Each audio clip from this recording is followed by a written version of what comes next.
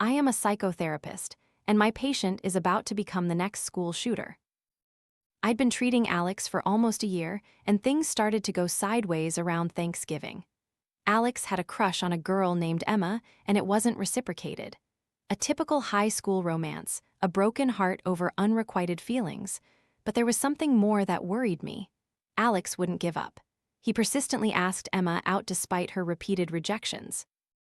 Every week, Alex would talk about Emma, about how she wouldn't give him attention, how she tried to convince him that they couldn't be together, and about the teasing he endured from Emma's friends. I gently advised Alex to give Emma some space, but that only ignited a furious outburst within him. It was the first time I felt the mania in his eyes, something wild, almost uncontrollable. It wasn't just simple anger, it was a dangerous thrill. The following week, Alex returned with an unnerving calm, but it didn't reassure me. I made a casual remark that he seemed more relaxed than the previous week, and he merely smirked, saying he had figured it all out. His words left an undeniable unease in my heart. Something was terribly wrong, but I stubbornly ignored it, as if denying it could erase the growing threat. Sleepless nights began then. A few months ago, Alex was just an excitable teenager, struggling to make friends and harboring anger towards a father who had abandoned his family. But now, we were facing a completely different problem.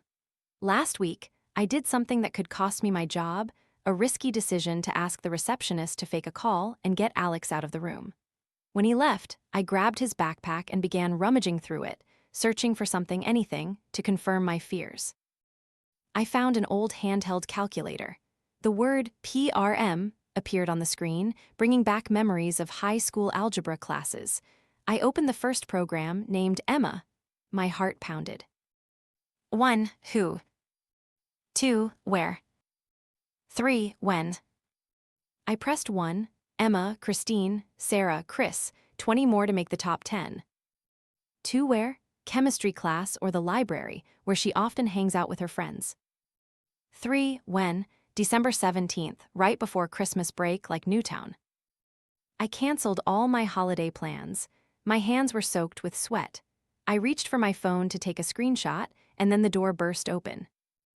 "What are you doing?" Alex lunged, snatching the calculator from my hand. "Alex, we need to." "You have no right to touch my things," he muttered, gathering his belongings and storming out of the room. Damn it, I thought. The first thing I did was call the police. They came, asked questions, and investigated, but they said there was nothing suspicious. Alex knew I would call the police. He must have hidden it. We're meeting tomorrow, the last therapy session before December 17th, and Alex hasn't canceled it. What would you do if someone told you that November 9th was the last day before it happened a devastating shooting like Newtown, or as horrific as Las Vegas? The Las Vegas shooting on the night of October 1, 2017, at the Route 91 Harvest Country Music Festival, a shooting that took place in Paradise, Nevada. What would you do to stop it without making yourself look like a paranoid fool in the eyes of others? Some advised me to contact Alex's mother. I tried, and she just told me to stop interfering with their family matters, or she would seek a restraining order against me. A restraining order, an order prohibiting someone from approaching within a certain distance. Some told me I was a terrible therapist, that I should transfer Alex to someone else. I don't blame them, they don't know all my patients. Some advised me to call 5150, the forced hospitalization number. Not a bad idea, but I've always opposed excessive control. Besides, I think I understand Alex more than a simple 5150 assessment could uncover. Forced hospitalization could worsen Alex's condition, and some said I should kill him. To be honest, the thought did cross my mind, though I'm not proud of it.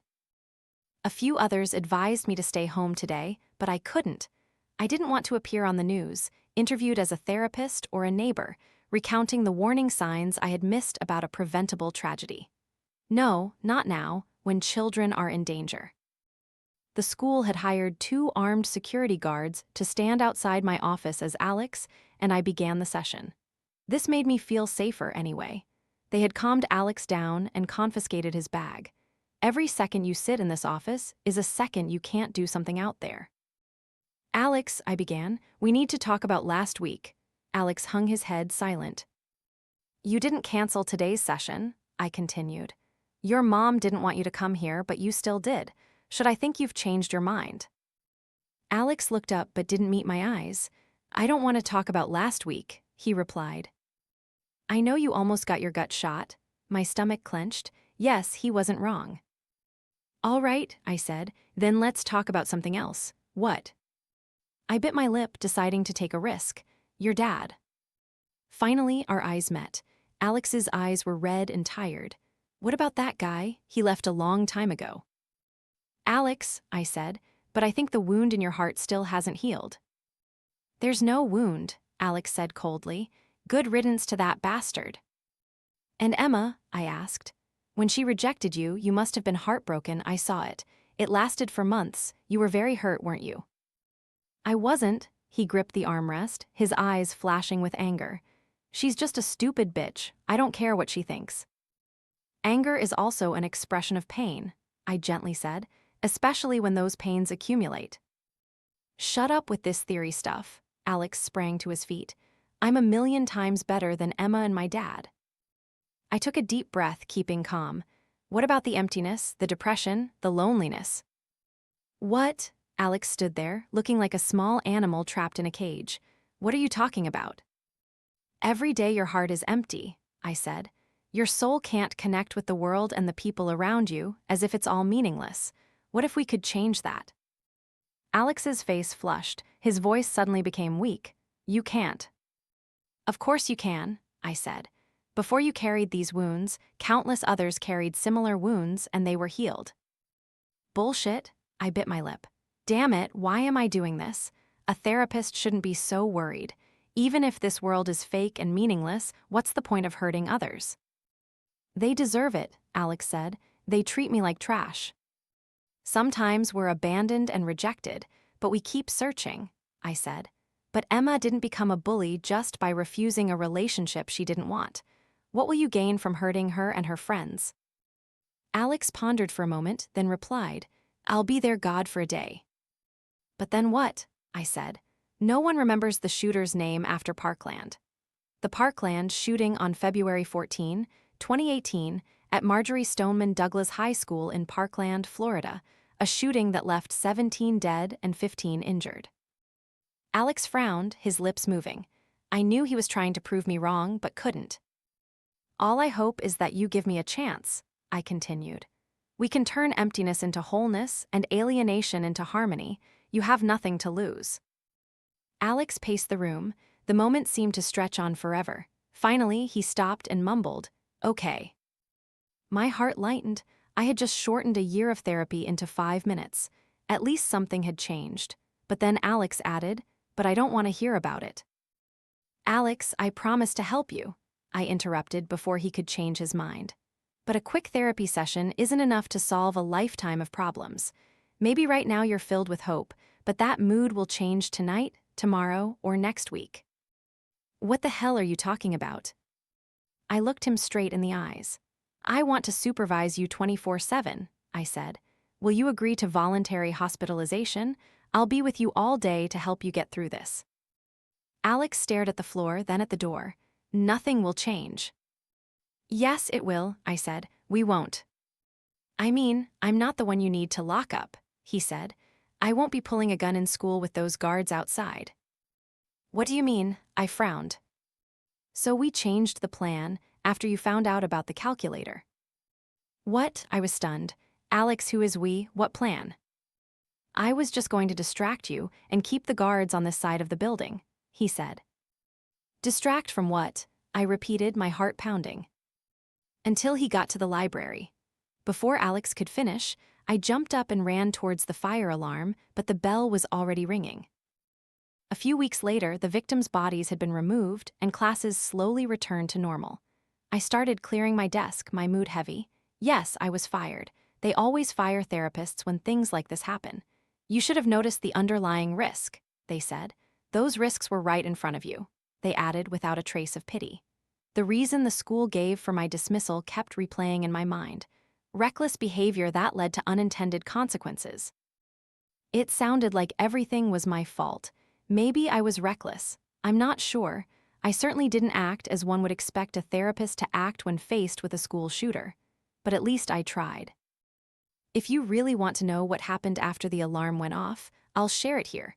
But as you know, it's not a happy ending. Call him, I said. What? Alex raised an eyebrow. If you really want to stop this, take out your phone and call him, I urged. He seemed hesitant, but then he pulled out his phone. What should I say?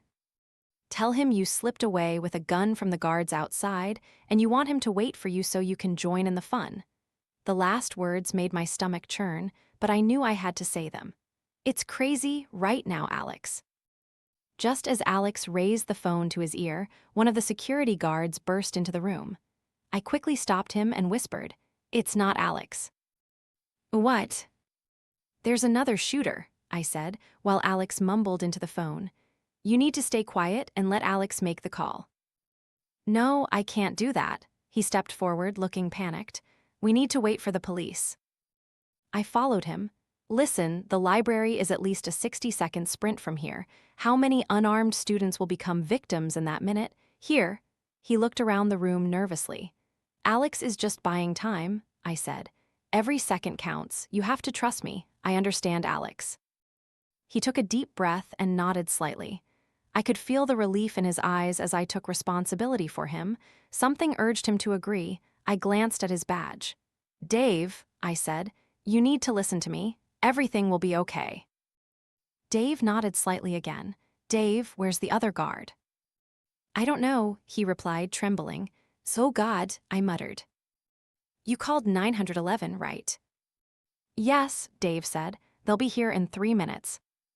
I shook my head. Too long. I turned back to Alex. He had hung up. I had missed the entire conversation. Damn it, did he believe you? I asked. I think so, Alex said. He said he'd wait until 12 in the library. I closed my eyes for a few seconds, then looked back at Dave. Give me your gun. What? He shook his head. No way, what if the kid gets it? Take out the magazine and give it to me, I repeated. No, we need to wait for the police and negotiators. Damn it, there's no negotiation, I snapped. Only a massacre. Wait until the shooter steps up and plays along. If he knows Alex isn't coming, he'll kill everyone. Dave's face was white. Finally, he gathered his courage, removed the magazine, and handed me the gun. Thank you, I said. I took the gun and gave it to Alex. What the hell? Alex and Dave exclaimed in unison. We're going to the library, I said. Why, Alex? Right now, you're the only one who can save them. When he believes you're coming, he won't harm them. So he has to believe you really have a gun. Alex swallowed and took the gun. Good, I said. Let's go. We rushed past Dave. He stood there silent. It was for the best. A guard would only agitate Alex more, whoever he was. As we ran through the hallway, I said, Alex, point the gun at my head. Are you crazy? Do it, I said. If he's watching on camera, you need to make it look real. Alex followed my instruction. We dashed through the echoing alarm. Shooter detected. This is not a drill. Please take cover. Now I had 60 seconds to solve 2 questions. 1, who was the second shooter, and what did I need to know about him to manipulate him? 2, did Alex truly want to stop this, or was he just deceiving me? Obviously, he could be tricking me, but I felt that the breakthrough earlier was genuine. Or perhaps it was part of his distraction plan. But he told me about the plan before the alarm went off. Alex, you need to tell me everything about him, I said. Who is he, what's his name, and how did you two meet? His name is Phil. I met him on a forum a month ago. You two talked about Emma. Yeah, Alex panted, and Phil really understood me. He went through something similar. Phil goes to this school. No, Alex said. He's older than me, probably about 24, and he wanted to help you do this. This was his idea, Alex said. He said this would put everything back on track. That explained a lot. Alex had become cold last month, suddenly calmer. Then there was the old calculator, something no student today would use. I had to admit, it was a clever way to exchange information without leaving any digital traces. Alex, I need you to be honest with me, I said, trying to catch my breath. Do you really want to stop this, or is it still a joke? Alex didn't answer right away. I guess I want to help. not convincing at all. I felt that Alex didn't even know what he wanted. That scared me. But everything I said to you in the office was true, I added. Relax, I promise. You know he's using you, right? I continued. He's just using you to reenact his fantasies. I felt like a lawyer trying to make a case and convince the jury to side with me. Alex nodded. 60 seconds were up. We turned the corner and slowed down before the library door. I looked through the glass and saw a group of students cowering behind the reference desk. Phil stood taller, his gun pointed at them. Get me in there, keep the gun to my head, I whispered to Alex. Tell him you want me to watch everyone die so I understand I'm a failed therapist. What the hell, Alex whispered back. Just do it, I hissed. Then I pushed the door open and we stepped inside. Phil quickly turned his gun towards us. Why is he here? Phil asked. To mess with us, Alex said. Put the gun down like I told you on the phone. Don't listen to anything he says. Now give me the loaded one. What the hell, Alex? Phil and Alex exchanged a look and then advanced to hug and kiss each other. A Glock 19, okay? Yeah. Phil handed the gun to Alex and turned back to guard the students. I quickly scanned the group and then I saw Emma. My heart sank. Why was she here? Last night I had called her dad and warned him about everything. Who would let their child go to school after hearing those words? Her dad, more than anyone, should have understood. Alex's crush on Emma was understandable. She was beautiful, but in an innocent, humble way. She cowered with the others, tears streaming down her face. The cops are coming, Alex, Phil said. Let's do this. The students whimpered. Emma burst into tears. Shut up, Phil barked. Emma sobbed louder, burying her face in her hands. In that moment, Alex looked genuinely sad, and that's when I realized Emma's presence was actually a good thing. I didn't need to manipulate anyone. Alex, she needs you, I said gently. He turned and pointed the gun at me. Enough, you sit there and watch us kill every single one of them. Maybe that'll shut her up. Look at her, I continued. She's in distress, and you're the only one who can save her. Alex lunged forward and hit me in the face with the gun. Shut up, but even as I fell to the ground, I persisted. You can save Emma, Alex, you'll be her hero.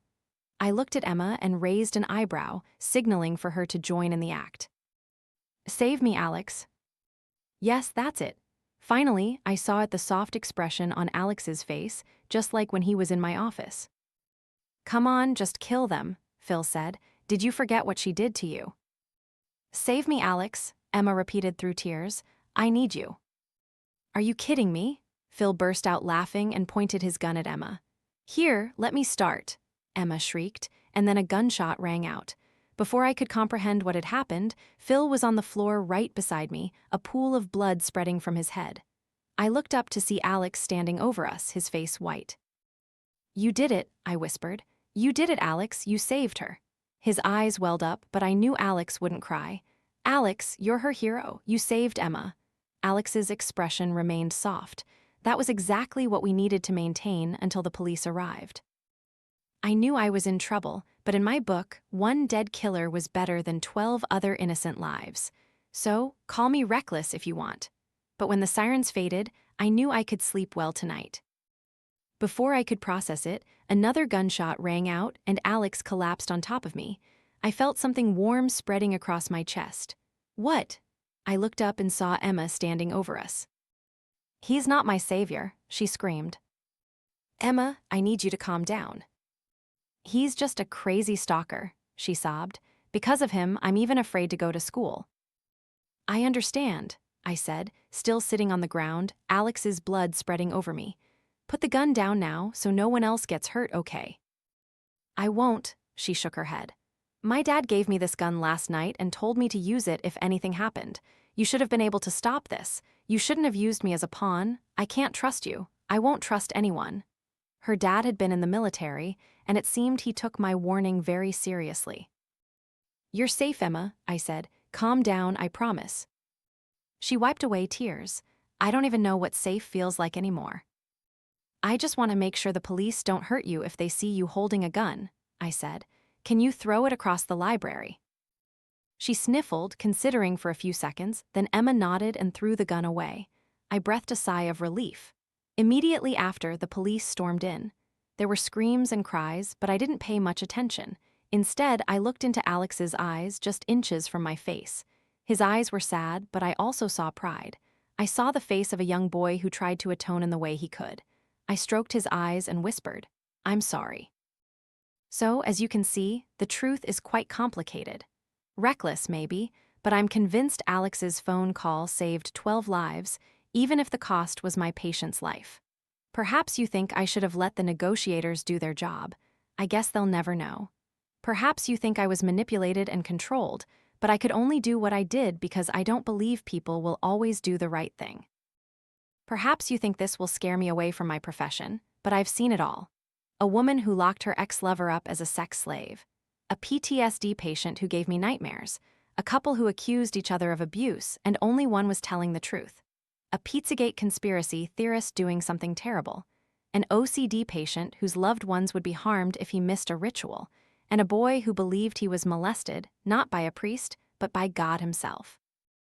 The problem is, my patients are often no longer alive. Alex wasn't the first case, and I'm afraid he won't be the last.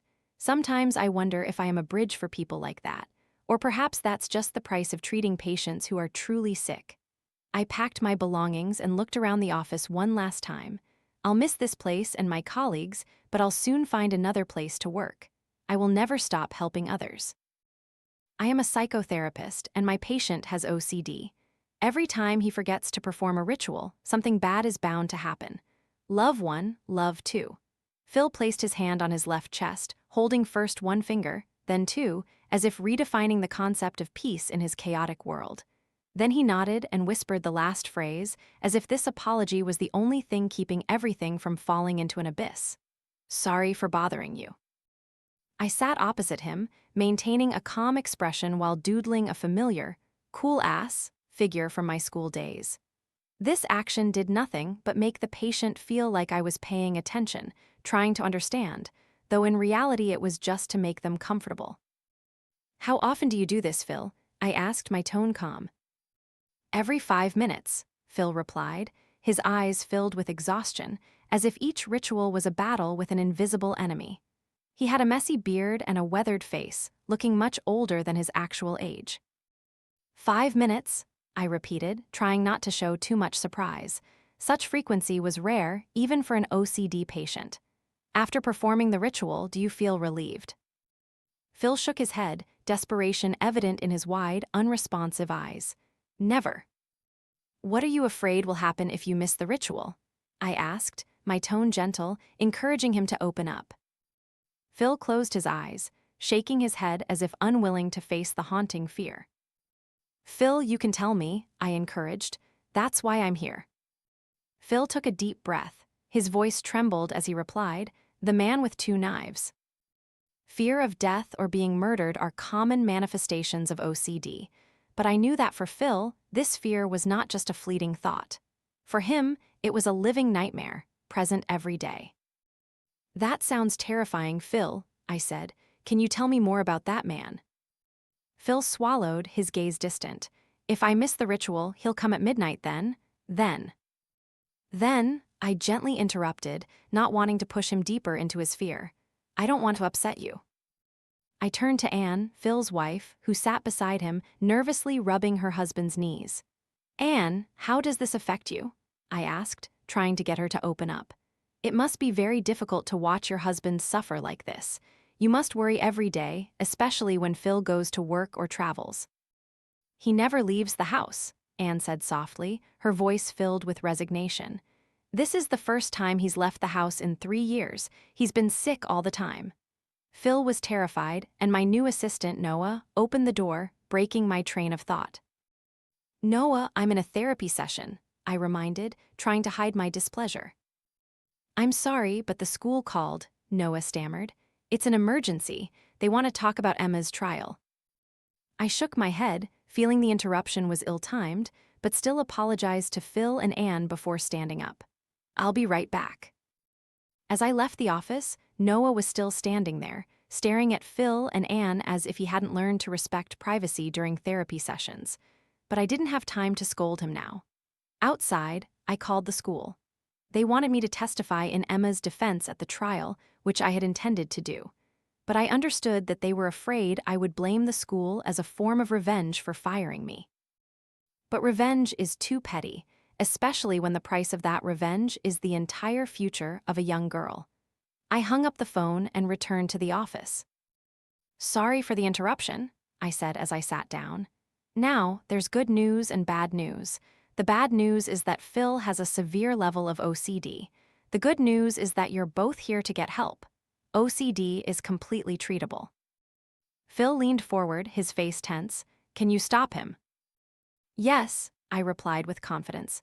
"I'm not a big fan of medication, but I believe a dose of antidepressants will help as part of the mindfulness and talk therapy process.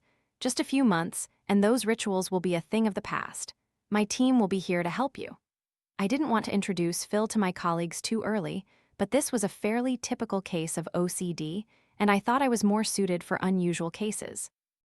Phil shook his head.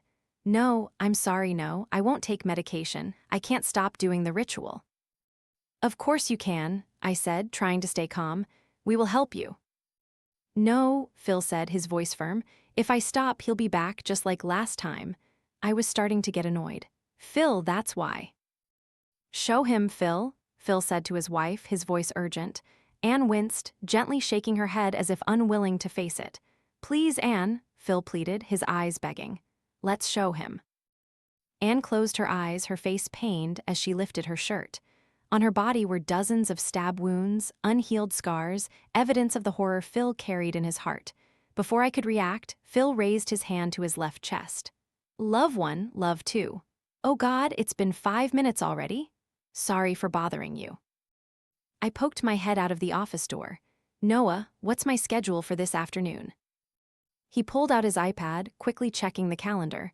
"2 new patients," he said. "John Havon." "Noah, we talked about this," I quickly interrupted. "I can't remember names. I remember their conditions. Please read from the PI column." "Okay," he said, looking at the screen as he read. "One guy intentionally infected 8 people, and the other, a homeless child running away from a cult."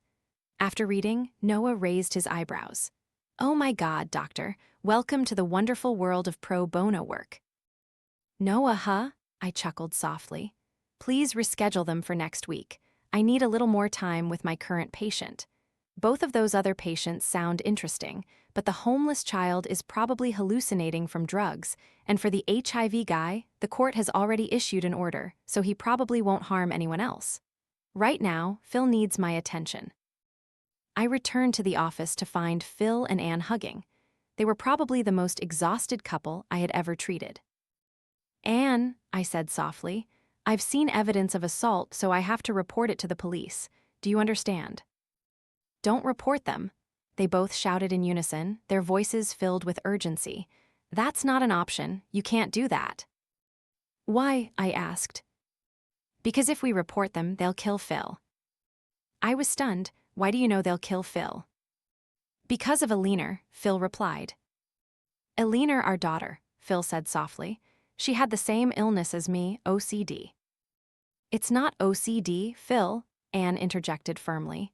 "Eleanor went to the police station last month, and the man with 2 knives," Anne gripped his hand. "He killed her a week after the police protection left our house," Phil stammered. "We've never seen him so angry. He stabbed her 8 times, then dragged her into the woods." What have I got myself into? "Hold on," I said. "Phil, do you have any memory of when you started doing the ritual?" 3 years ago, Phil said. "We took Eleanor to Disney, and all we remember is waking up and hearing him say that Eleanor and I had to perform the ritual every day from 4 a.m. to 11 p.m., or he would kill us. There were 3 rules: no police, no hospital, and no skipping sleep. At first, we thought it was just a sick joke, so we didn't do the ritual, but then that night, he came." "Do you know what the ritual means?" I asked. "What is love one, love two?" He nodded. "Love one is Anne," he said, pointing to her. "Love two is Anne's sister. If I forget one of them, they'll be stabbed that night." "Wait a minute, your sister was also stabbed." "Yes," Anne replied. "My sister lives with us. She has 2 more scars than I do." "How many scars do you have?" I asked. 14, Phil nodded, embarrassed. but in my estimation, he was a hero. 12 rituals every hour, 19 hours a day, 65 days a year for 3 years. 249,660 rituals, and he only missed 14 times. A 99.99% success rate. "What about sorry for bothering you?" I asked. "What does that mean?" Phil shook his head. "I don't know." We sat in silence for a moment. I looked skeptically at my notebook. "Phil, you have to help us," Phil pleaded. "We've tried everything, but he always tracks us. I don't think he's human. I think he might be a demon or a ghost." I tried to hide my skepticism. "Well, I don't really believe in such things. To me, it's just Phil's brain's ganglia being overactive. That's not surprising, another side of OCD. I think every mystery has a realistic explanation on this earth." "So your daughter, Alina, did she also have to do the ritual, or he would come again?" Phil nodded. I aimlessly scribbled notes in my notebook. I didn't know what was happening anymore. A father, a mother, a sister, and a child. The father and child had to perform rituals every 5 minutes, or the mother and sister would be stabbed by. I don't know what was worse, that they couldn't report him to the police, or that I was treating them. "Phil, I need to be honest about your OCD," I said. "I think you also have dissociative identity disorder. Perhaps your other personality is the one with the 2 knives, and you are his victim." "Oh my God, can you stop diagnosing mental illnesses and listen to us?" Anne said angrily. "We have surveillance video cameras all around the house. He's not Phil, he's a demon." "You have video?" I was surprised. "Can I see them? I hope we can put an end to this supernatural talk once and for all." Anne nodded, pulling out her phone. "This is from last year." She handed me the phone. "Phil accidentally said love you instead of love too." I watched the footage from 4 angles. In the master bedroom, Phil and Anne had just gone to bed. In the guest bedroom, Anne's sister was reading a book before turning off the nightlight. In Alina's room, she was playing on her laptop before going to sleep. The main entrance to the house was empty. I continued to wait. Phil was performing the ritual on the armchair. Nothing happened then. I wasn't sure if I had missed anything. And then I saw a figure in full body armor enter Anne's sister's room. In each hand, he held a butcher knife. I'm not a horror fan, but I was terrified. I wanted to scream and warn her. And then, with the precision of a surgeon, he raised the knife and made a cut right across her abdomen. She staggered out of bed and screamed, and just like that, he vanished in a flash. The others sprang out of bed and ran to her, but my attention was focused on the front door. No one came out. Oh God, that video turned everything upside down. I had been wrong many times, but never like this. How could Phil be diagnosed with OCD when his fear was completely real? I returned the phone to Anne and said, "This is horrific, I'm sorry." "Love 1, love 2. Phil started the ritual again. "Sorry for bothering you." Somehow, those last words made me uncomfortable. The way Phil whispered them in a deep tone didn't sound like him. He tapped his Apple Watch and turned to face us. "How do you track the 5-minute interval?" He nodded. "The watch vibrates 30 seconds before, followed by an alarm at 20 seconds, and at the last 10 seconds it calls everyone." I shuddered. How do they live like this? I apologized for doubting him.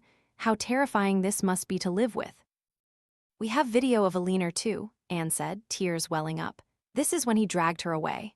I bit my lip and took the phone.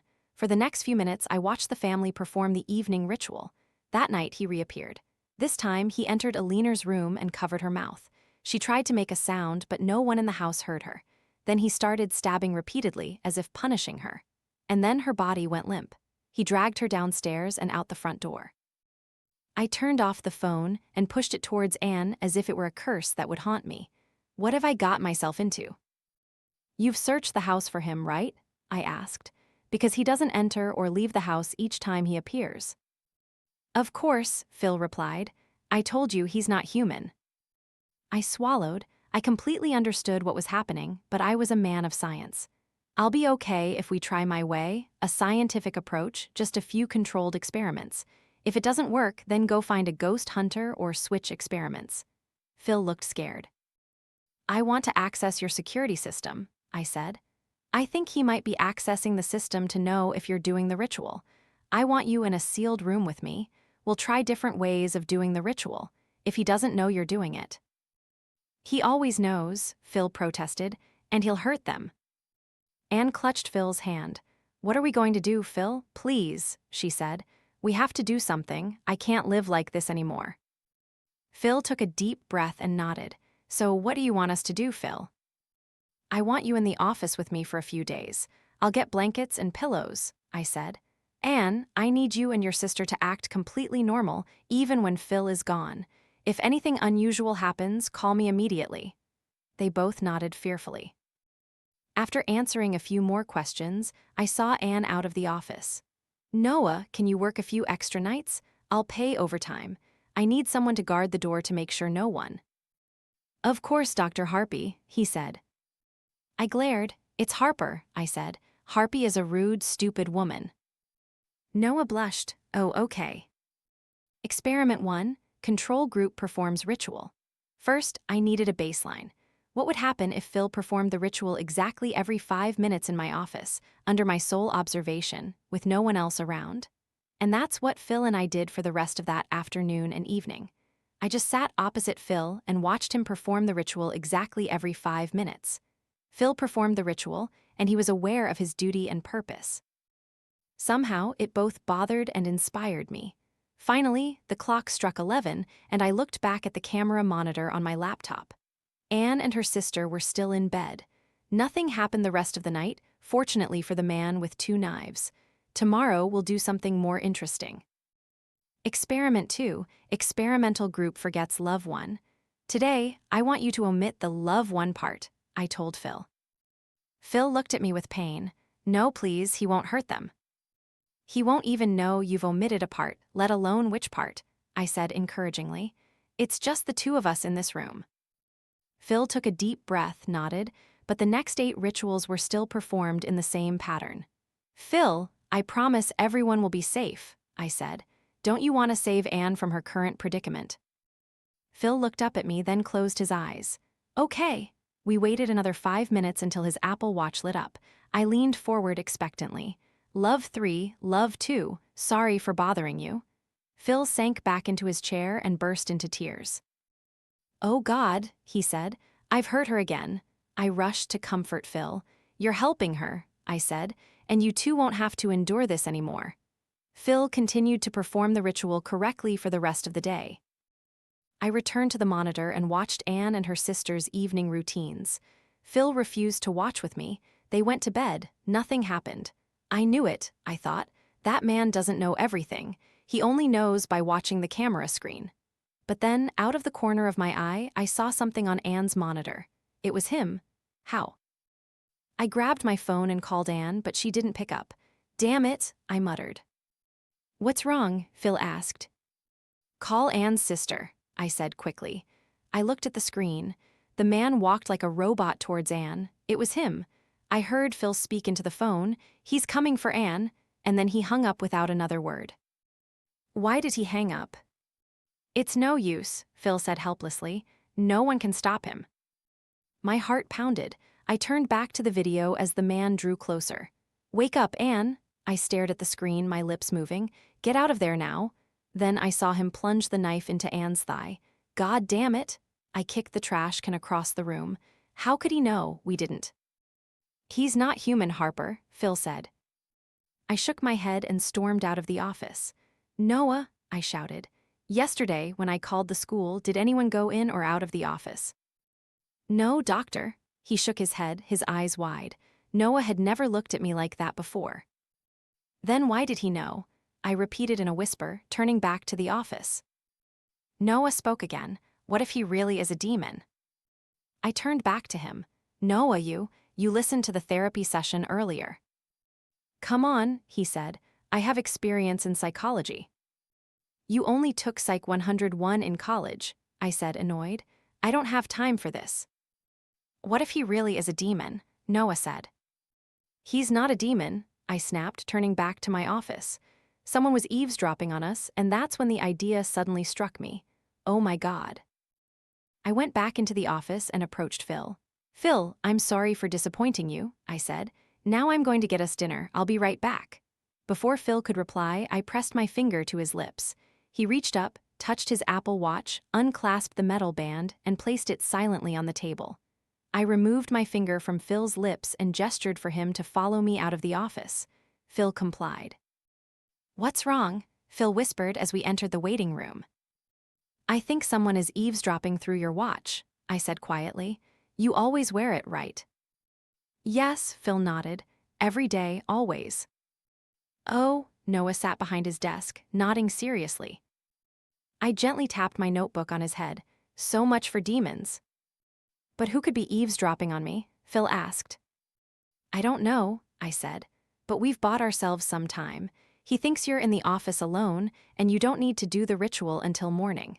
We have 3 hours to find out who the eavesdropper is." "But how?" Phil asked. "How do we find him?"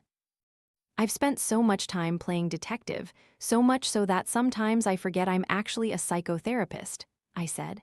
"Phil, I want to hear about your past." "What do you mean?" Phil asked. "Before your life got tangled up in these rituals," I said.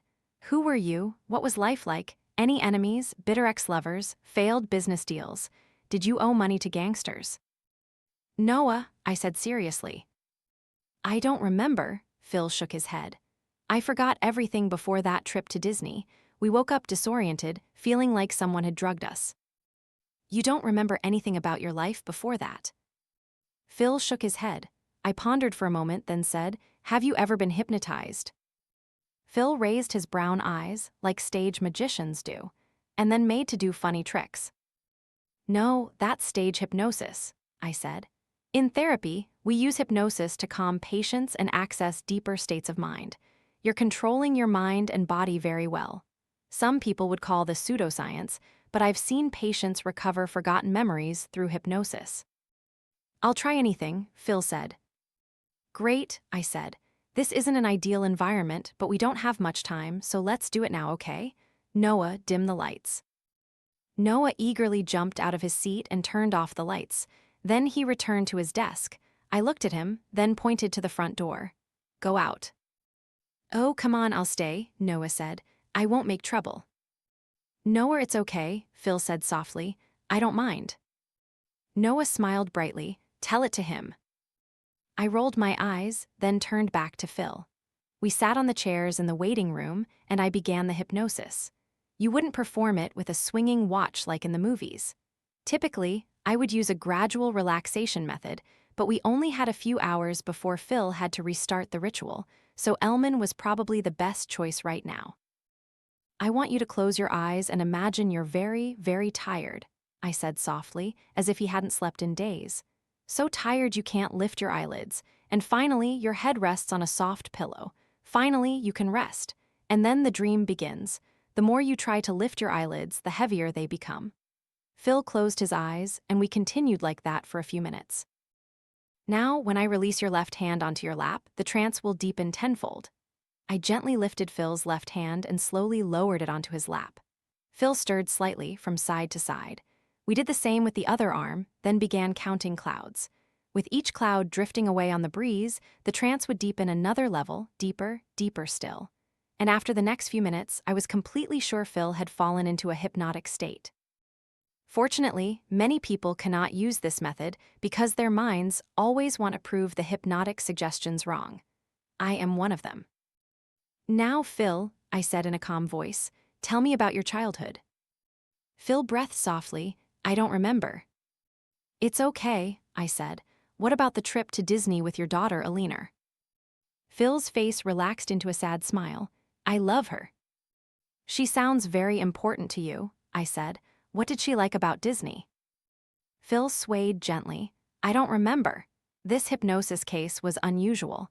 Usually, hypnotized people are very receptive to questions. "What about the ritual?" I asked. "Do you know what 'sorry for bothering you' means?" Phil slowly shook his head. "I don't know." "Can you do the ritual for us now? Show us." Phil nodded. "Love 1, love 2, sorry for bothering you." Again, Phil's voice became deep and hoarse on the last phrase. "Do it again," I urged. "Love 1, love 2, sorry for bothering you." "Just the last part, sorry for bothering you." Phil repeated in that deep, hoarse voice again. "Again, sorry for bothering you." Phil said, but can you spare some change for a vet and his little girl? Phil looked up at me.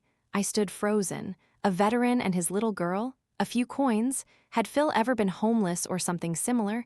And then my heart pounded. Damn it, Noah, I whispered. The new patient I asked you to reschedule yesterday. Noah frowned. The guy who's deliberately infecting 8 people. No, I said. The homeless child. The one who said she was running away from a cult. What's that child's name? Noah pulled out his iPad and quickly scrolled. The homeless child running away from a cult, he said. I looked at him skeptically. Name Noah, I said. Read the PI column. He scrolled again, then his face went blank. The iPad light illuminated his face. Oh my God, he whispered. The child's name is Alina. I am a psychotherapist, and today you will see a very different side of me. I want to make one thing clear. I despise psychological torture more than any physical torture. Physical torture, at least, lets the victim know who their tormentor is. But psychological torture is where the villain pretends to be harmless while the victim self-destructs and blames themselves. When you torture a homeless veteran and his family, you will see the deepest depths of my disgust. I am not a patient person, but today I will work slowly and carefully. I am not perfect, and I have my own secrets, and today you will know one of them. But make no mistake, this is not a regret. Alina, Phil sprang up, his eyes filled with hope. Alina. Phil, I think your daughter is still alive. I gently patted his shoulder, trying to convey some comfort. I think she also came here. Alive, Phil's eyes welled up. I can't confirm, I replied. But this hypothesis explains a lot. This girl has the same name as your daughter, and you two were homeless before. She said she was running away from a cult, and you show very severe signs of brainwashing. Brainwashing? Just now, you didn't remember much about your life, I said. 3 years ago, you were forced to live with these terrible things. The ritual that drains your life force, just that alone would be enough to drive anyone crazy. Where is Alina? Phil asked, his voice now only urgent, unconcerned about his own suffering. Noah, call Alina's phone number on file, okay? I requested. We only have 1 hour before Phil has to go back to doing the ritual. Perhaps Alina can explain everything. Noah nodded. Okay, boss. Regarding the ritual, I said sincerely, we still don't know who the man with 2 knives is, but if you stop doing the ritual, he'll probably continue to harm your wife and sister-in-law. Phil stared at the ground. It won't be long, I reassured him. We'll find him soon. I just find it puzzling. Who would want to do that to my family? I don't know, I replied. I realized I had said this to Phil too many times.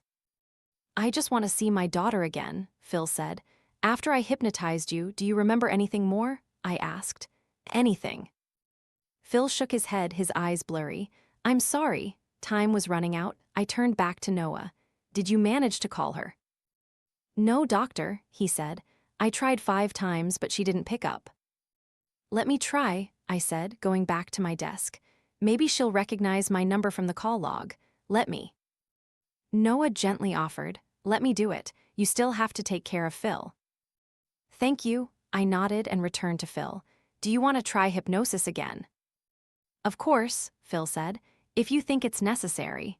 We continued as before, but this time it wasn't effective. Phil's eyes remained open, showing no sign of relaxation. Are you okay? I asked. You don't seem to be responding to my hypnosis. I'm sorry, he said. I can't stop thinking about Alina. It's too distracting.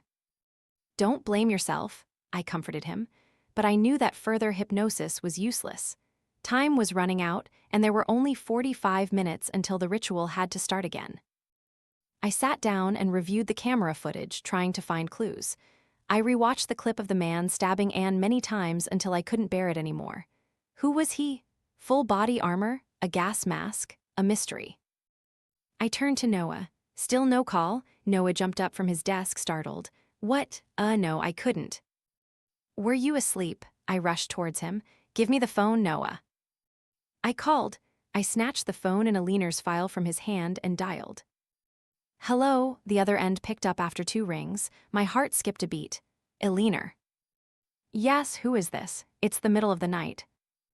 Alina, this is Dr. Harper, I said. 2 days ago, you made an appointment with me, and I canceled it at the last minute. Yes, I admit it because I had to treat your father, Phil. A long pause. My dad is your patient. Yes, I said, and we need your help. I don't have much time. Can you come to the office right now? My dad is there. Yes, I confirmed. Can you come? Yes, she replied. I'll be right there. Thank you, I said, and I'm sorry about all those calls earlier. What do you mean? We called you half an hour ago, I explained. Another pause. I don't have any missed calls from you. This is the first call. My heart sank, but I tried to act normal. Okay, I'll wait for you. I hung up the phone. Without further thought, I turned to Noah. Who are you? What? I pushed him against the wall. A new assistant, eavesdropping on therapy sessions, then obstructing me. Who are you really? Doctor, what are you talking about? I punched him in the face. Noah fell to the ground. Phil rushed over, concerned. What did you do? He lied, I replied. He didn't call Alina, but why? Who knows, I said, but we'll find out when he wakes up. Come here, help me tie him up. Phil helped me tie Noah to the table with belts. Never had I felt so disappointed in myself. How could I have been so blind? 10 minutes later, Alina arrived as promised. Phil rushed to her and pulled her into the longest hug I had ever witnessed. Both cried, tears of reunion. Sorry to interrupt, I said, but we only have 30 minutes before you have to go back to the ritual. They broke apart. Alina looked older than her 16 years. Her eyes were full of resolution, with no trace of youthful innocence. Alina, how did you escape after being stabbed? You almost died. They dragged me into the woods, then went back for shovels to bury me, she said. Then I ran away. Phil pulled her closer, tears streaming down his face. I'm proud of you, honey. You said it was a cult, I asked. What does that mean? They call themselves My Happy Family, like many small, interconnected cults, she said. Their members call themselves Hoist. I found their forum on the dark web. They even share brainwashing techniques, forcing people to join their family. I raised an eyebrow, forcing people to join. Exactly, like you and your dad. The ritual isn't special. Many people have been doing it for years, reporting their experiences. Those who miss the ritual are punished, and that sometimes leads victims to commit suicide. And they don't want their investments to commit suicide at all. Investments, she explained. They call the people they brainwash investments. They put a lot of time and effort into their investments, so they want their investments to live a long time. So they switched to punishing their families. Yes, Alina said. The investments will have to live in fear for the rest of their lives. They could give up, but they're afraid their families will be harmed. Then the rituals will be extended indefinitely. I couldn't argue with this. She seemed quite suited for a future in psychology. I took a deep breath. Alina, is this the man with the knife? I pointed to Noah. There's no man, she said. That's what I want to tell you, it's just them. Wait a minute, Phil said, his eyes filled with confusion. Dad didn't know about thems. I raised an eyebrow. A young girl calling her mother them sounded a bit odd. You mean your mom is involved in this? She's not my mom, Alina said, her voice cold. She and Rose are both members. What? I frowned. So you and your dad, Phil admitted, are their investments. I shook my head, trying to process what had just been said. Ridiculous. I watched it live from the camera. She gave a cold laugh. Yes, their favorite trick. They call it digital hallucination. Most of those times were staged. It eliminates all doubt from the investment. Here, let me show you. I replayed the video of the most recent attack. See, she pointed to Rose's room. Before the man left, see what was there? The book, she said. Great Expectations. Every night Anne was attacked, Rose would read that book before going to sleep. Look. She pulled out her phone and scrolled to find the video. I watched intently as Rose pulled out the book until the light turned off. The timing is the same too, Alina said. It just keeps repeating like that. Every time Rose was stabbed, Anne and Dad's videos were the same. On the forum, they even help each other record clips. Wait a minute, I said disbelievingly.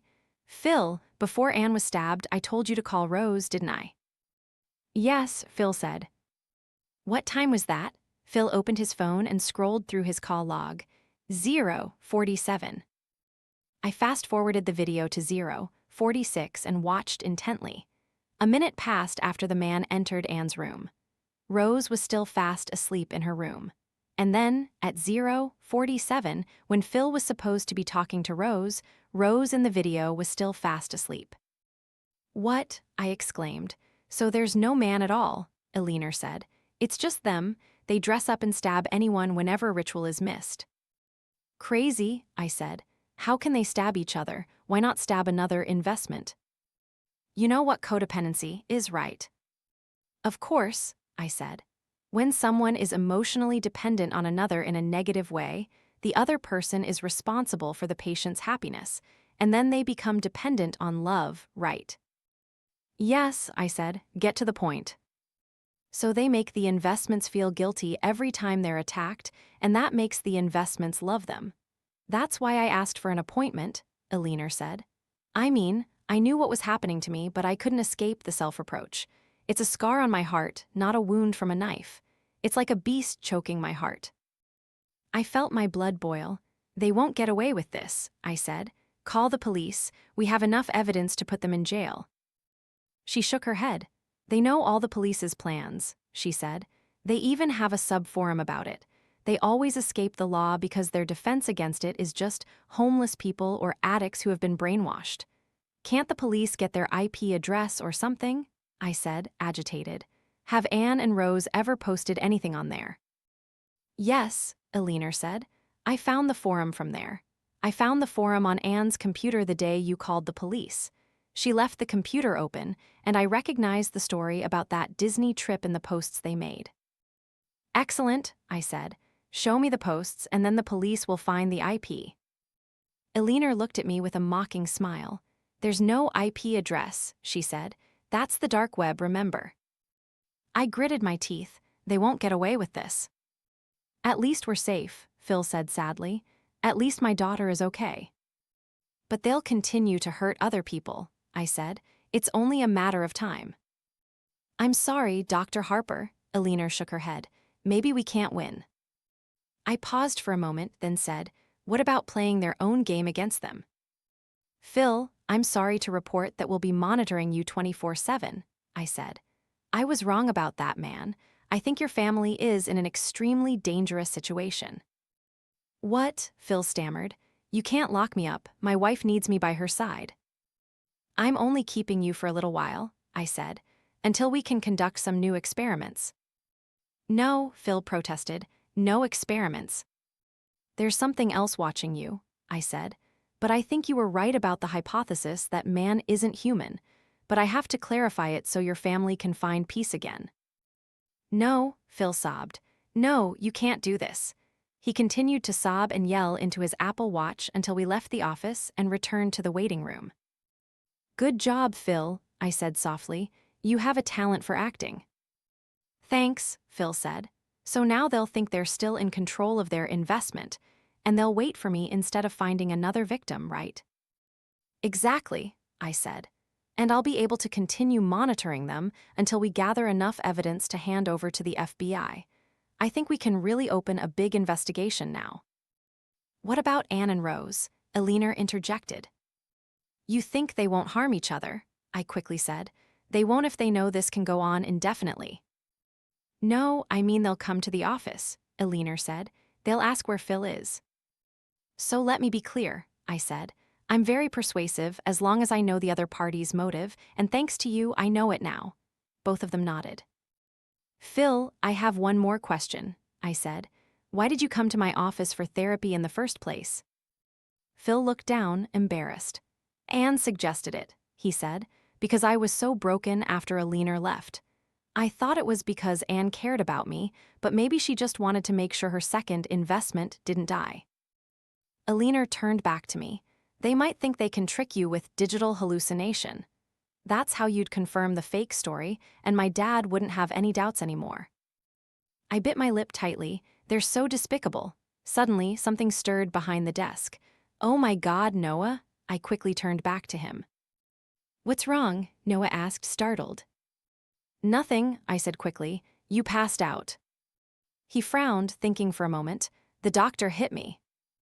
Yeah, that's right, I said sternly. Just a precaution, now that we've confirmed you're not a threat. Noah crossed his arms, glaring at me. Sorry to interrupt, Phil said, but I think my daughter and I, should leave before it's too late. The homeless shelter people are going to. Oh no, I said. Stay with me for a bit. The living room is still there, and it's safer here anyway. I have a pretty elaborate home security system. You don't know, Phil said. I don't want to impose. No, not at all, I said. I'm happy for you to stay. You can sleep all day. I'll cook a hearty meal tonight, the best vegetables you've ever tasted. Turnips. Alina raised an eyebrow. Ha ha, trust me. I smiled. Phil and Alina looked at each other, seemingly communicating through their eyes, a special bond only between father and daughter. Then Phil nodded. We're very happy, thank you very much. Noah cleared his throat, still with his arms crossed. Oh, right, I said. Noah, I'm sorry I punched you. Noah still glared at me, and for calling you an idiot. He still didn't stop. I sighed and rolled my eyes. Noah, come join us for dinner tonight too, okay? Noah finally broke into a wide smile. Great. Wait a second, I said. So why didn't you call Alina? Who knows, he said. I dialed the number, just like the doctor taught me in orientation. 661, right? I sighed, rubbing my eyes. 5 is 5, Noah, not 6, plus 5, 5, not 6, 6. I took a deep breath. Oh my God, so Noah wasn't a cult member after all, just a stupid assistant, like in a comic book, who couldn't take care of patients at all. Honestly, I'd almost prefer he was a cult member. Everyone always thought my house would be cold and dark, but it's actually quite cozy, especially with Christmas approaching. I love the lights and the decorations, a wonderful contrast to my gloomy days. We sat around the table as Joy to the World played beside the Christmas tree with hundreds of golden ornaments and lights. Joy to the world, the Lord is come. I closed my eyes and smiled. Good food, good music, and good company. If life needs a purpose, this moment is it. You know, doctor, Noah said, his mouth full of food, I just had a feeling it was a cult.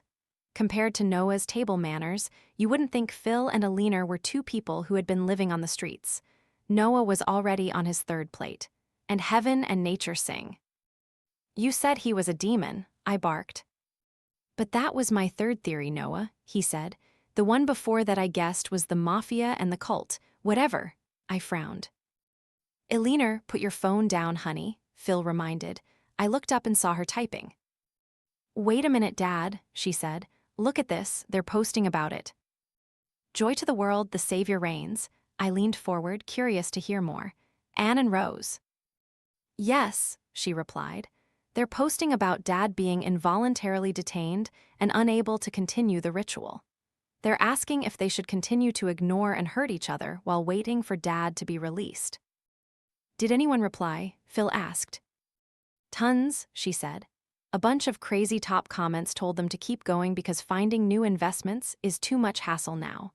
One comment said to keep going because after he's released, the investment might ask about the wounds, and then this guy replied that it sounds like he still loves her, so if it were him, he'd continue that way, save the footage for him to watch after he gets out, and the guilt would tie him to her.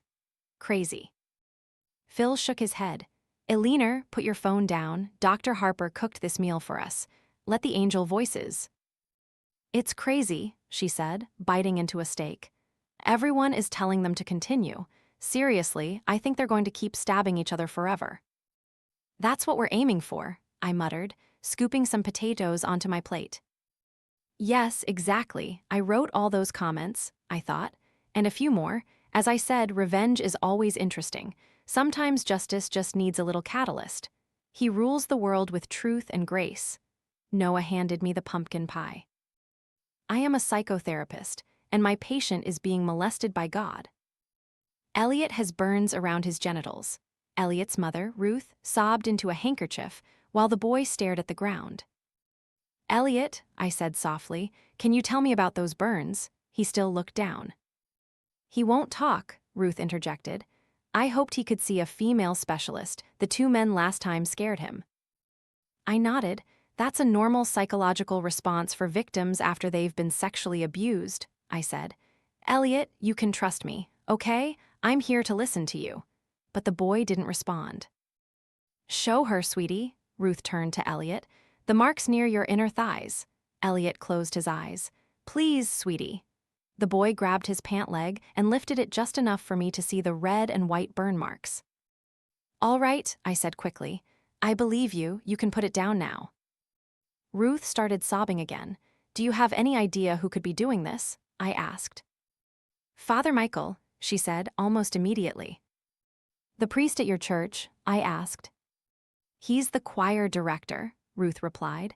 Elliot has such a beautiful singing voice. He gets more solos than any other child in the history of the church. She smiled brightly. He's a bit old for the boys' choir, isn't he? I asked, looking at his chart. 14, right? Yes, she nodded. A late bloomer. It's a gift from God, blessing us with his voice before puberty takes away that beautiful voice. Elliot started stamping his foot on the floor. Elliot, do you know Father Michael? The boy nodded. Is he the one who hurt you? The boy shook his head. Then who hurt you? The boy continued to stare at the floor for a moment, then mumbled, It's God. What's God? The boy looked up. God hurt me. Ruth started crying again. Sweetie, don't say such things. Elliot is blaspheming. Hold on, wait a minute, I said. Elliot, tell me why you think God did it. I don't know if it's Father Michael, Ruth interjected. The burns always appear after choir practice. Elliot is just panicked, so he's blaming God because Father Michael is associated with Catholicism. Surprisingly, I agreed with her initial assessment. Have you reported this to the police? She shook her head. My husband disagrees. Father Michael is an outstanding member of the community, she said. If we guess wrong, we'll be ostracized by the church. I thought for a moment, then refocused on Elliot. In the past, I had gotten into trouble for rushing things. Elliot, do you have a best friend? Yes, the boy said. Jack, he's also in the choir. Have you told Jack about the burns? No, the boy replied, but he makes me feel better. Good, I said. That's great that you have friends who help you in difficult situations. But in fact, I was wondering if Jack was also being molested by Father Michael. How does Jack help you feel better? We go up to the top of the bell tower after Sunday evening practice, he replied, and we look at the stars. That sounds wonderful, I encouraged. Do you know all the constellations? Yes, the boy said proudly. Although some have changed over thousands of years, Jack only knows the Big Dipper and a few others. Cool, I said. Elliot, do you mind if I talk to your mother alone for a bit? The boy nodded. I motioned for Ruth to come out of the office with me. Ruth, I began in a quiet voice. I know your husband doesn't approve of you contacting the authorities, but I implore you. No, no, no, Ruth shook her head. Listen, I said more firmly. I have reason to believe your son is in danger, and we already know who did this to your son. Ruth looked at me with red eyes. But what if we're wrong? But what if we're not? I countered. What if Father Michael is harming other children, like Jack, for example? Ruth bit her lip. What do you want to do? I want to report it to the police so they can open an investigation, I said. That's all. If Father Michael is innocent, that's good. But if not, at least he'll be isolated from the children while being investigated. Finally, Ruth nodded. Monday morning, the police took Father Michael into custody while investigating Elliot's case. That allowed me to feel relieved and focus on other patients, but thoughts of Elliot still lingered in my mind. I had seen that kind of abuse before. It was too cruel for a child. Such treatment would leave a child disoriented for a long time. I was just about to meet a new patient when Ruth angrily pulled Elliot into the office. Ruth, I said, our next session isn't until next week. Maintaining a certain distance from patients is important in case they call me incessantly in the middle of the night. You were wrong, she said, and Elliot got burned again. Again, I said, but Father Michael, thanks to you, was taken into custody by the police last week. She shrieked, but the boy got burned again last night after coming home from practice. Elliot, show her. Elliot started to lift his pant leg, but I stopped him. I believe you, I said. I'm sorry, I guessed wrong. I just wanted to make sure the boy was safe. "But he's not safe," she shrieked. "This is your job, right? The boy didn't tell the police and he didn't tell me. We're paying you for what?" "You're right," I nodded. "I'll try harder. I have a client coming in a few minutes, but I'll try to make time for Elliot as soon as I can. My schedule is full this week. How about the weekend?" "All right," she said curtly. Before Sunday evening practice, Elliot stared at the floor again, shuffling his feet. Time to save the boy, his future, his body, his emotions, and his humanity was running out. "Thank you for your time, Father Michael," I said. I know I shouldn't have come to the church, but before my appointment with Elliot this weekend, I had to rule out Father Michael as a suspect once and for all. Father Michael was still the biggest suspect, and I couldn't shake the feeling that another member of the church was also involved. "I'm sorry for wrongly accusing you," I said. "It's okay," he said. "Just walk over to the nave with me." Ephesians chapter 4, verse 32. "Be kind and compassionate to one another, forgiving each other, just as in Christ God forgave you." I offered a slight smile. "A very good scripture," I said. "I understand why you did what you did," he said gently, "but I hope you've come to understand that a child of God would never have inappropriate contact with another man." I found it a bit concerning that he seemed more focused on the man aspect than on a 14-year-old child. "Father Michael, is there anyone else in this church whom you think could harm Elliot in that way?" He gave me a dark look. "Yes," I felt adrenaline surge. "Who is it?" I asked. "Please tell me, I need to save the boy." Father Michael paused for a long time, then said, "Elliot's mother." I accidentally let out a laugh. "Ruth, him," he nodded. "No way," I shook my head. "She's the one who brought him to me. What kind of mother would do that to her own child? A few months ago, I told her Elliot had to leave the choir soon." "Why?" I asked. "Because his voice was changing," he replied. "We have an adult choir where he could continue to develop, but Ruth didn't like that. She begged you to let him stay." "Begged is not the word," he said. "She threatened me. She yelled at me that I was wrong, that his voice hadn't changed, that he would always be a child like that." "Wait, you mean?" "Yes," he said, his voice serious. "I believe she would do anything to keep Elliot's voice that way forever." While waiting for my meeting with Elliot and Ruth, I felt like crawling out of my own skin. I couldn't stop pacing, deep in thought. Finally, the door opened. "Thank you for coming," I said quickly, standing up to greet them. "Ruth, if you're comfortable, I'd like to speak with Elliot alone this time." "Of course not," she shook her head. "The boy needs me." I cleared my throat. "Therapy will be more effective if—" "No," she said. I felt my blood boil. "Because you're the one who hurt the boy, right?" "Ruth." "The church," I said. "You want to keep his voice beautiful forever. What do you mean?" Her voice grew shriller. "You mean I hurt my son just for some music?" "Yes, that's right," I said. "A mother with a terrible singing career, forcing her child to perform to compensate for her own failed years." Her face turned tomato red, which I had to admit I found very satisfying. "The police took me into custody too," she screamed. "Father Michael told them the same thing and they looked into it. I have security video proving the burns from last week. They appeared while I was at home and Father Michael was in custody." I unconsciously bit my fingernail. Damn it, a therapist shouldn't have nervous habits like that. It seemed the adrenaline had worn off and I was slowly doubting myself again. "I want to see your video." "You dare?" She grabbed Elliot and turned sharply towards the door. "I came here for therapy, and it turns out you're just a judgmental bitch who can't do anything." "But you just—" "I'll get a restraining order," she said, "and if you dare come near me and my son again, I'll call the police." She slammed the door behind her, leaving me sitting there, filled with extreme shame. Sometimes I work almost excitedly, with the idea of some great battle, but then I feel ashamed, especially when I'm wrong. Since it was Sunday, I had no other appointments, and a restraining order didn't mean I stopped thinking about Elliot. I just sat in my office for hours, poring over the information I had and trying to find the gaps I had missed. So there were still other members of the church or the choir who could harm the boy, even Elliot's father, but were the police covering for him?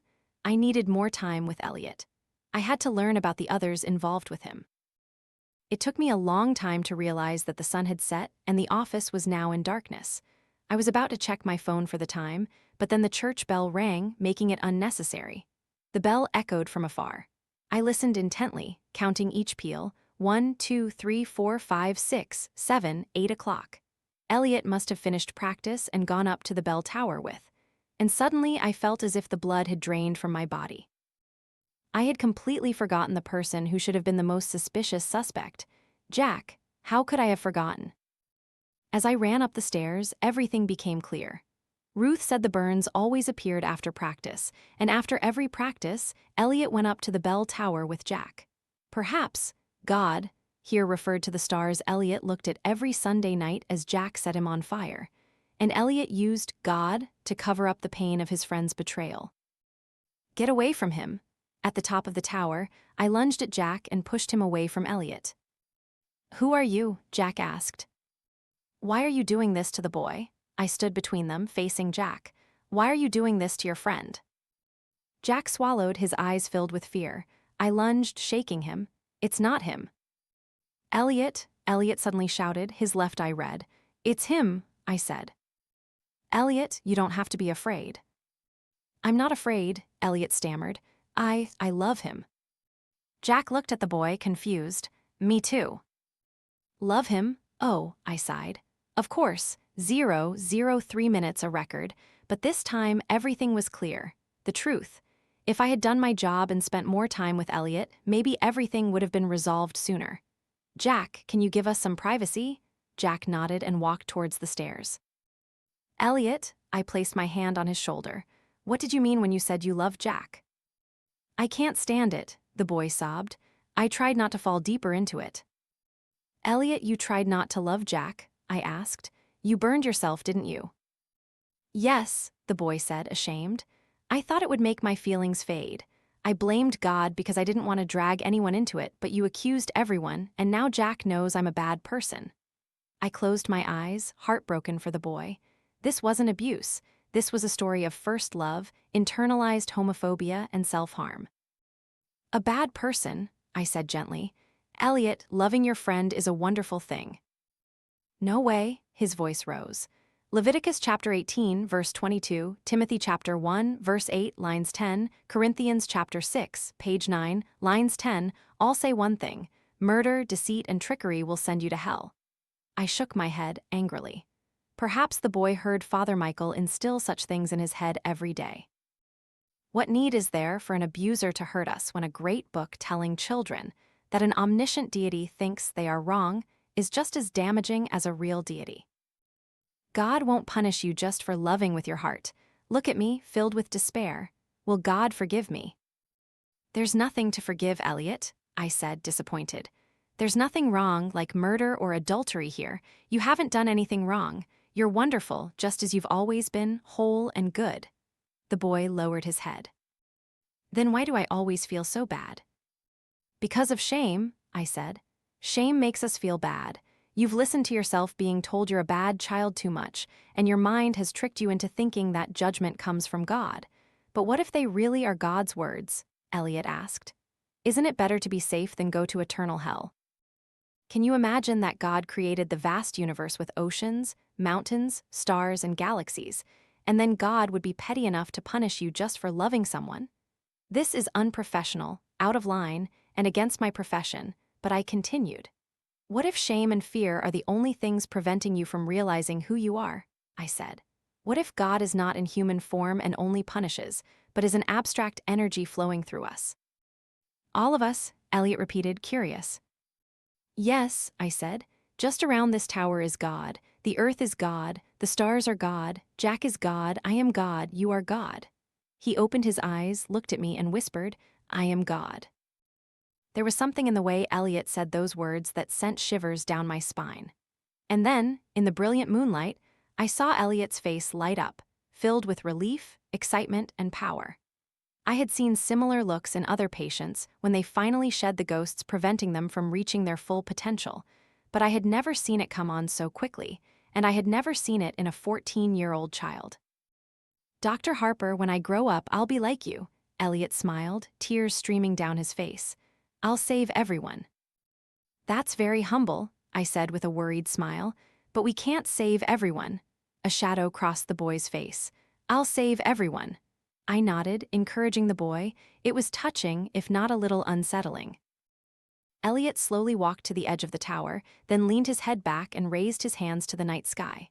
For a moment, it seemed as if the boy commanded the heavens, and then a fire erupted from the depths of his eyes. He turned back to me and said, "They'll call me Dr. Harper." And the bell rang. A shiver ran through my body, even though it was the middle of summer. I know it sounds strange, but I had a peculiar feeling that I had accidentally created a hero or a monster. I am a psychotherapist, and my PTSD patient has given me nightmares, known as the zombie. This horrific serial killer bites his victims to death before eating their organs raw, recreating terrifying scenes from gruesome zombie movies. His targets are young men. This mysterious killer is spreading terror everywhere, with 6 victims and not a single clue. Authorities advise the public to be vigilant. I turned off the news, pushing my cereal away. An unpleasant feeling spread through every sip of my remaining coffee. Another morning ruined by terrible news. I locked the door and drove to my office, silently relieved to see Noah's car neatly parked in the lot. It had taken a lot longer than with anyone else I'd worked with for Noah to become a trustworthy assistant. "Good morning, doctor," Noah greeted, quickly walking over to take my coat. "Would you like a cup of coffee?" "No, thank you," I said, walking into my office. Noah followed, iPad in hand. "This morning you have an appointment with Mr. Mormon and the Nightmares," he said, quickly scrolling through the screen. "Howard Prince, his wife Jane, and their grandson Eric. Nightmares about what?" I asked, wanting to catch up. Noah scanned the screen again, then shook his head. No specific notes on the content. "Thank you, Noah," I nodded. I began preparing my office for this morning's session. 3 pillows were arranged on the couch, ready for any of the 3 who wanted to sit together. Soon, Noah led the family in. Before leaving, he placed a cup of coffee on my desk and gave a self-satisfied smile, proudly giving a thumbs up. I cleared my throat, calling him back. "What is it, doctor?" He grinned, clearly pleased with himself for being so thoughtful with a cup of coffee I hadn't asked for. "Nothing," I replied, forcing a smile. Thank you for the coffee." As Noah left the office, I sighed, taking a sip of coffee, wondering when I had become so soft with him. "The nightmare started last month," Howard said, his hands trembling. "I always find myself alone in dark fields, wandering aimlessly. I eat something, but I don't remember what." He fiddled with his thumbs, his lips moving as if biting his tongue. Jane, his wife, placed her hand on his, and his fidgeting immediately subsided. Their grandson, Eric, gently leaned forward, his voice encouraging. "Okay, doctor, keep going." Howard shook his head, hesitating. "Come on, Mrs. Eric," Eric interrupted. "That's why we're here, don't worry." "I understand," I gently reassured him. "I'm not here to judge. I've seen many strange cases, and nightmares are more common than we think." Jane closed her eyes, sighing heavily, but finally remained silent. "The screams," Howard said quickly. "When I wake up, I hear a lot of screaming." "Howard, intense emotions after a nightmare are normal," I said, trying to bring him back to a sense of safety. "But those aren't my screams," he shook his head, his voice filled with confusion. I leaned forward, trying to grasp the problem. "Then whose screams are they?" "I don't know," he replied, his voice trembling. "When the screams stop, I forget everything." His answer left me pensive. These symptoms sounded like insomnia combined with sleepwalking, but it was uncommon for a 63-year-old man to experience these symptoms only a few months ago. "Have you noticed any changes in your behavior since the nightmares began?" I asked, carefully observing his reaction. "He's become more irritable, restless, and seems distant from us," Eric replied on his behalf. 3 basic symptoms of PTSD were clearly present, and the nightmares only made his condition worse. "Howard, before the nightmares, did you experience any particular event, any traumatic incident?" Howard thought for a moment. "We went on a family vacation, including Eric and relatives from the north. During an early morning walk with Jane, I suddenly fainted. This had never happened to me before." "Jane, do you remember that walk?" I asked, hoping for a clue. "No," she said, her voice sharp. Then she suddenly stood up. "This was a mistake. We shouldn't have come here." "Stop, Mrs. Eric." Eric also stood up firmly. "He needs treatment. He'll be fine." Jane replied stiffly. "We'll handle it our way, the Mormon way," Eric said, his voice tinged with anger, "till you look normal and happy." "How dare you say that?" Jane screamed, grabbing Howard's wrist. "Come on, Howard, let's go home." "Howard," I tried to stay calm, hoping to de-escalate the situation. "You have symptoms of PTSD, a condition that can be completely treated. Of course, I need more time for an accurate diagnosis, but some techniques like EMDR or mindfulness can help you feel relief." Howard turned back to me, curiosity mixed with apprehension evident on his face. "I thought PTSD only happened to soldiers after war." "No, it can happen to anyone who has experienced a traumatic event," I explained, trying to make him understand the consequences of those events. "Your body tends to constrict or tense up, replacing normal emotions with numbness and agitation. You'll be startled by nightmares, a painful state of existence." "Why is my body like this?" Howard asked, his voice pensive.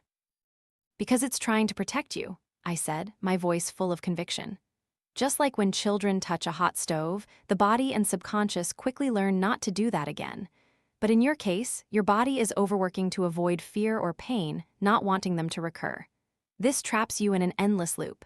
But what is it trying to protect me from?" Howard asked, anxiety clear in his eyes. "That's what we need to find out," I said, my voice low but determined. "But to do that, I need more time. I need to talk to you more privately." "Enough," Jane interjected, her voice decisive. She pulled Howard's hand and led him out the door. I wanted to stop them, but I knew I couldn't force a patient to receive treatment. I had learned this through painful experiences in the past. "I'm sorry," Eric said quickly, running after them. "I'll try to convince them to come back, I promise." I sat back, feeling helpless and frustrated. I hated not being able to solve the mysteries my patients brought, and now I knew Jane would never allow Howard to come back here again. Just a few seconds later, Noah appeared at the doorway. "What happened?" he asked, surprised. "They were only here for a few minutes and then left." "Mrs. Jane," I said, dissatisfied. She wouldn't let us finish the conversation, constantly interrupting and disrupting. Noah paused for a moment, his face thoughtful, then suddenly a smile flashed. "Complicated." I looked up, unable to hide my impatience. "What?" "Disrupting that conversation," he said proudly. "Convoluted." I stared at him, speechless, then I blinked. "Get out of my office now." Finally, the day was over, but Howard's story haunted me, preventing me from focusing on other patients. When a patient leaves before I can figure out their problem, thoughts of them will gnaw at my mind like a parasite. I started cleaning up, turning off the lights, preparing to leave. As I stood in the waiting room, I suddenly realized Noah had already left. Usually, he never leaves before me. Did my chasing him out of the office offend him? The last time, I even punched him in the face, and he replayed that incident for a week. Well, I'll deal with it tomorrow. I locked the door, got in my car, and drove to my secluded house in the silent forest with its winding driveway. I loved the quiet, but the only thing I was unhappy with was the detached garage. Perhaps the builders thought separating the areas was a good idea, but in reality, it forced me to walk from the garage to the house in the middle of the night, which was not pleasant at all. I had faced many scary things in my life, but nothing made me fear like walking from the garage to the house in the dark. My brain started playing tricks, convincing me that someone was lurking in the shadows of the trees, waiting for an opportunity to attack me. I got out of the car, carrying my bag in one hand, shielding my eyes from the dark forest with the other. Don't judge, I understand. I hurried across the path, but then I saw something between my fingers, something moving as if it didn't belong in this world. My body suddenly went cold. "It's just my imagination," I whispered to myself. I tried to regain my stride, but then I heard a sobbing, unmistakable sound. "What the hell?" I lowered my hand, turned around. I fumbled for my phone and turned on the flashlight, pointing it towards the trees. What met my eyes was a horrific sight I could never forget. Standing between the lawn and the forest was a hooded figure kneeling over something or someone. The hooded figure turned to look at me as the flashlight beam hit it. I couldn't see its eyes, but I saw its mouth moving. It was slowly chewing something dark that spilled from its mouth onto the ground. "Why does this always happen at your house, Elliot?" Officer Jonah walked into the kitchen, his face clearly tired after searching the entire forest around my house. You think I want to see my friends at this hour? I replied, with a touch of annoyance at the ridiculous situation. We checked thoroughly, he said, his voice calm, as if I had just asked a silly question. There's no sign of anyone else here, nothing on the lawn to indicate that the zombie killer ate anyone. Then what did he eat? I asked, annoyed, feeling like I was being treated like a paranoid lunatic. There must have been something, or at least some soft food. Listen, doctor, I can come back and check in the morning, he said with a slight smile. But I assure you, there's no one on the lawn, or your job is driving you crazy too. Damn it, I muttered, irritated by his lack of seriousness. What? I said. Thank you. I gave a forced smile. It's late. I want to go to bed. All right, doctor, he replied, his eyes scanning me one last time before he walked out the door. Have a good night. I saw him out, then double-checked the locks. The anxiety wouldn't go away. The security system was entirely digital, but at that moment I didn't feel safe at all. Calling Noah for the 5th time that night, I was almost desperate. Pick up, Noah, but it was still voicemail. Where did this kid disappear to? I gave up, switching to call Howard and Jane. Honestly, this was pushing the boundaries a bit, but I needed to vent, and the adrenaline was still surging through my body. Hello, Jane's voice came through the phone. Jane, I said, my voice still trembling. This is Dr. Harper. I think I just had a visit from your husband. What are you talking about? Someone was on my lawn, eating something, I explained, fear rising in every word. It reminded me of Howard's nightmares, and maybe, just maybe, it's the zombie killer the whole town is talking about. What do you mean? Her voice trembled, tinged with confusion. I mean, I really hope you two will come see me tomorrow morning, I emphasized, my voice hardening. Or I'll report my suspicions to the authorities, and this whole town will hear police sirens wailing from your house. You're forcing us into therapy. Forcing? No, I replied, my tone returning to a softer one. Just extremely hopeful. I hung up the phone and collapsed onto my bed, my mind still somewhere else. At 3 a.m., exhaustion finally overcame the tension in my body, pulling me into a hazy sleep. But in my dream, the hooded figure reappeared, kneeling over Noah, tearing open his abdomen. I arrived at the office early, hoping Noah would also be there, but I didn't see his car in the parking lot. I opened my office door and saw a note on his desk. I picked it up, but before I could read it, I felt someone standing behind me. I spun around, my fist instinctively raised. It's just me, doctor, Noah's familiar voice rang out, making me sigh with relief. I unexpectedly hugged him, an action that even surprised me. As soon as I realized what I was doing, I immediately let go. Sorry, I said stiffly, trying to regain my serious demeanor. I was just worried something had happened to you. Noah grinned. Oh, so the doctor actually likes me, huh? No, I replied quickly, but I'm glad no one ate you. Ate me? He raised an eyebrow, surprised. I just went camping with friends. I came in early yesterday so I could leave early. I texted you about it. Of course, I mumbled, trying to hide my embarrassment. Can I have some water? Yes, Noah, still grinning, quickly walked to the water cooler. Stop smiling like that, I barked. Sorry, I can't help it, he replied, his uncontainable laughter echoing. You like me.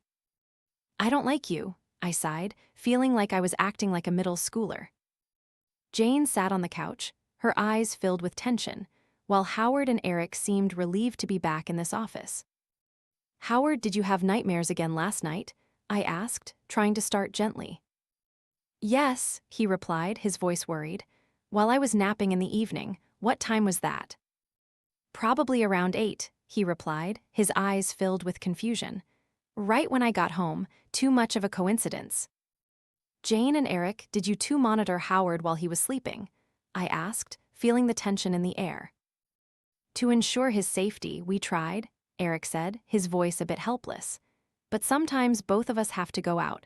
I'm an Uber driver, I have to work to pay the bills, and she also needs to rest. In that case, why don't you install a camera system in the house? No, Jane interjected, her voice firm.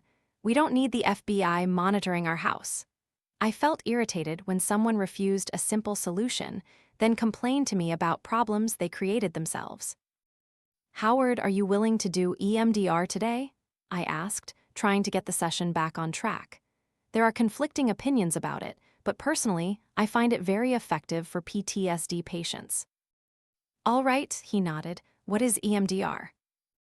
Eye movement desensitization and reprocessing, I explained. Simply put, I will help you recall sad events and process them better. Some people think EMDR is no better than placebo, but I don't care as long as it works.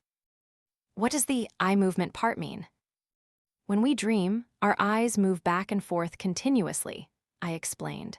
By using bilateral stimulation, I will help you recreate that state to access deep emotions you have suppressed. Too dangerous, Jane protested.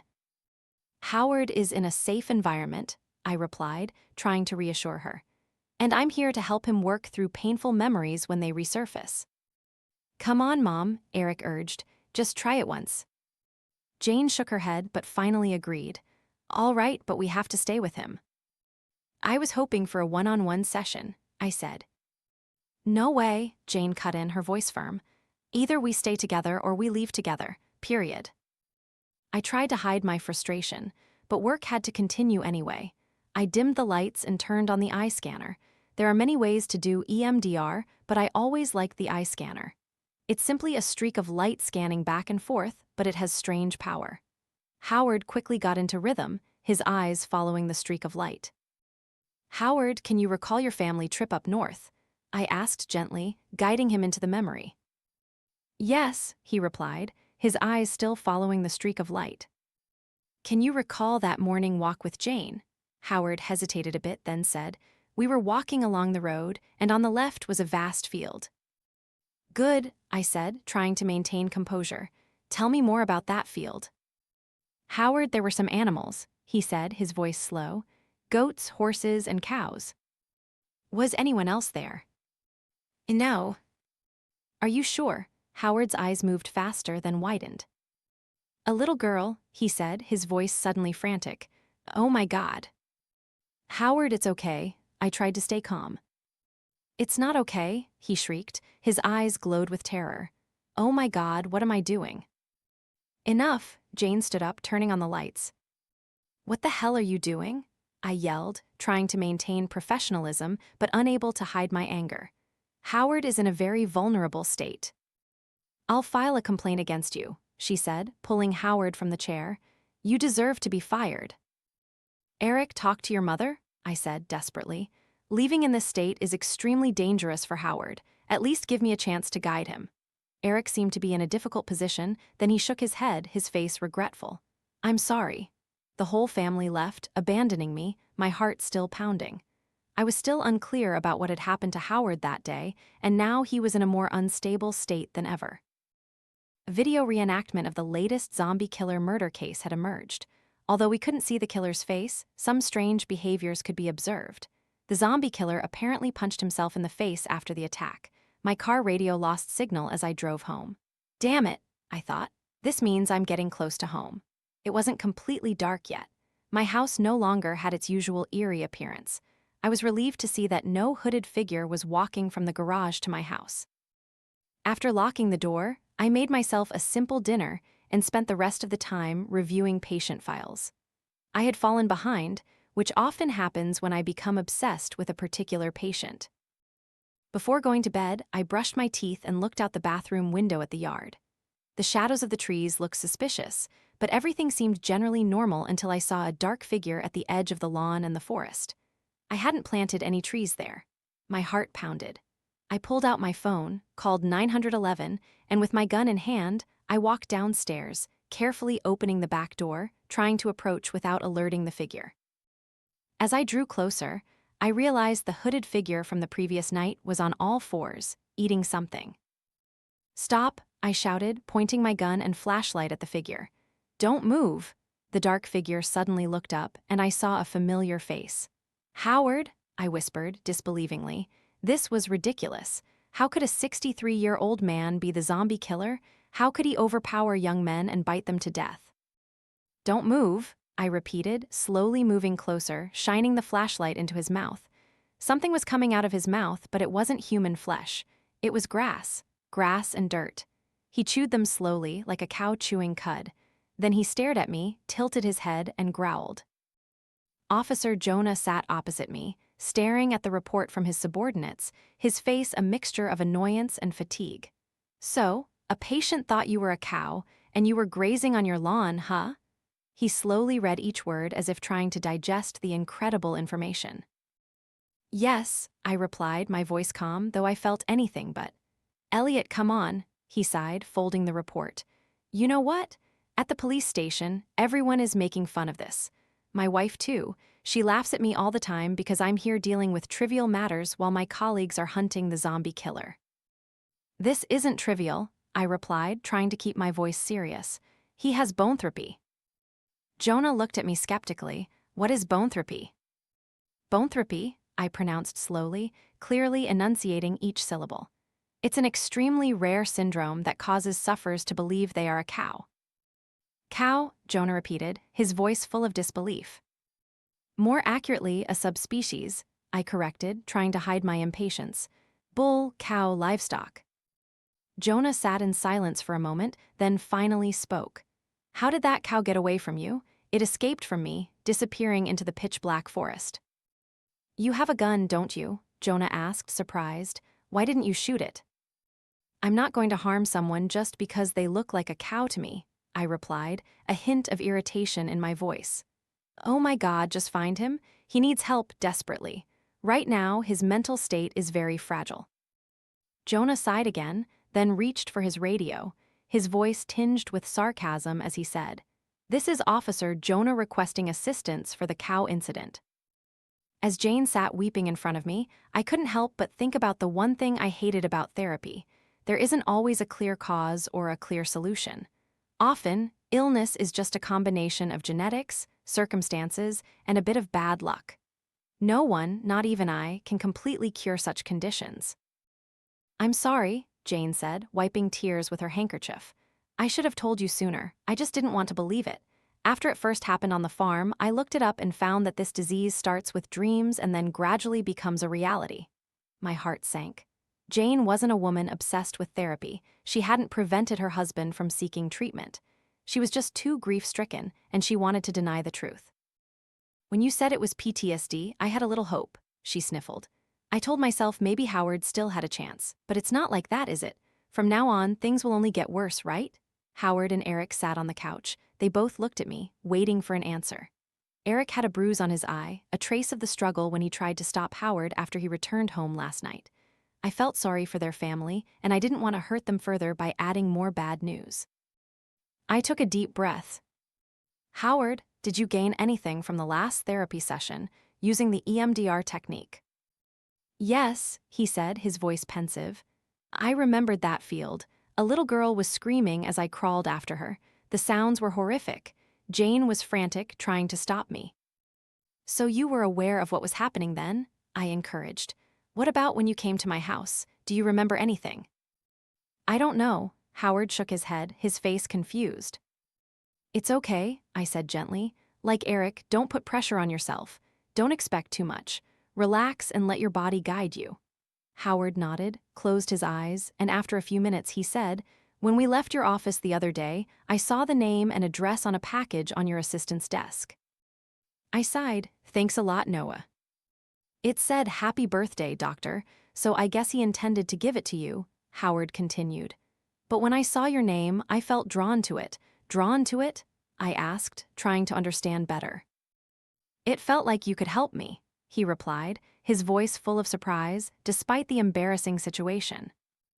"I will help you," I said, looking at the entire family. "But the first thing we need to do is put aside the shame, okay? I want everyone to think of Howard's condition as if he has Alzheimer's. It's an incurable disease, but there are many steps that can help him live better." "For example?" Jane asked, her voice still trembling. "I know you don't like this idea much, but I really hope everyone will install surveillance devices in the house," I said. "Some devices can alert you and lock the doors if Howard makes unusual movements." Jane nodded heavily. "I agree." "Good," I said, feeling a little relieved.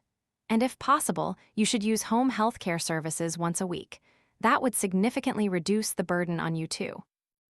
I'll try to work extra Uber shifts, Eric said, clutching Jane's hand. Anything to help him. Good, I said. And the last thing. They all nodded, showing solidarity in helping Howard. I want to see Eric, I said, in therapy sessions in my office free of charge. Me, Eric frowned, surprised. Similar to Alzheimer's, you might also inherit your grandfather's disease. Eric's eyes widened in fear. I'll turn into a cow like him. Not necessarily, I said, trying to reassure him. It's highly unlikely, but you might carry other genetic diseases, dissociative disorder, fainting spells, or even mental illness. So I want to make sure we do everything we can to test for and eliminate those potential risks. Eric looked uncomfortable, but then nodded. Just for safety, Eric, Jane said, her voice softening. Let Dr. Harper help you. Yes, he replied. I have to work this week, but maybe I'll take next week off. Excellent, I said. Let me tell Noah to schedule you. I saw the whole family out, a sense of guilt rising in my heart. The truth was, there wasn't much time left before Howard completely lost control. Jane was right, the dreams would soon become a reality, present every day in Howard's life. But seeing their family united in helping Howard, I hoped he would at least enjoy his last days in the loving embrace of his family, whether it was boanthropy or not. We are all unlucky. Many days later, I sat in my office, scrolling through the news listlessly. A familiar headline caught my eye, "Watch the zombie killer punch himself." I clicked on it and watched with uncontrollable curiosity. In the video, a hooded figure attacked a young man. The image was mostly blurred, but after the victim stopped moving, the zombie killer looked up at the sky and began to scream. There was no sound, but it was clear he raised his fist and punched himself in the face. Self-harm. Interesting. That meant he felt remorse. It meant he wasn't completely hopeless. Perhaps the zombie killer attacked victims in a dissociative state and then felt horrified upon waking up. I knew this was a job for the FBI or the police, not for a psychotherapist like me, but I couldn't stop thinking about it. The screen automatically played the next video, an interview with the latest victim's girlfriend. The last time I saw him, we were at the bar and he just went out for a smoke, she said, her voice pained. Then he got into someone's car and left. It must have been someone he knew, right? Otherwise, why would he get into a stranger's car? Maybe a taxi, I mused aloud. Then a chilling thought ran through me. Or maybe an Uber? Oh God, Eric. And the other day, he also had those bruised eyes. He said it was Howard, but who knows? He said it with a family history of uncontrollable behavior. Noah walked into the room, interrupting my thoughts, bringing a man in. Officer Jonah, I said, standing up. You've come at just the right time. I have a new theory about the zombie killer. He interrupted, his voice awkward. I've come here as a patient. I mean, you figured out that cow thing, he said, sitting on the couch. Maybe you can help me and my wife. You see, she's a bit of a cow too. Noah, I frowned inwardly. How did this case slip through my interesting cases only filter? As Officer Jonah babbled on about his aggressive wife and unsatisfying sex life, I pretended to take notes, but my mind wandered. If Eric really was the zombie killer, he was still out there driving Uber, and there seemed to be no stopping him. So I thought I needed help. Officer Jonah ended his story with a dramatic sigh.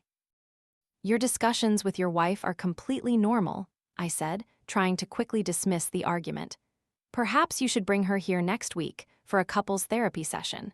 And while you're here, I think I have a very promising lead for the zombie killer case. I really need your help. Jonah's voice rose, his face turning red. You have to help me. I was surprised to see his eyes well up with tears, and then, without warning, he sprang up and screamed, I don't need help. Then he raised his fist and punched himself in the face. No way, I whispered, my eyes wide with horror.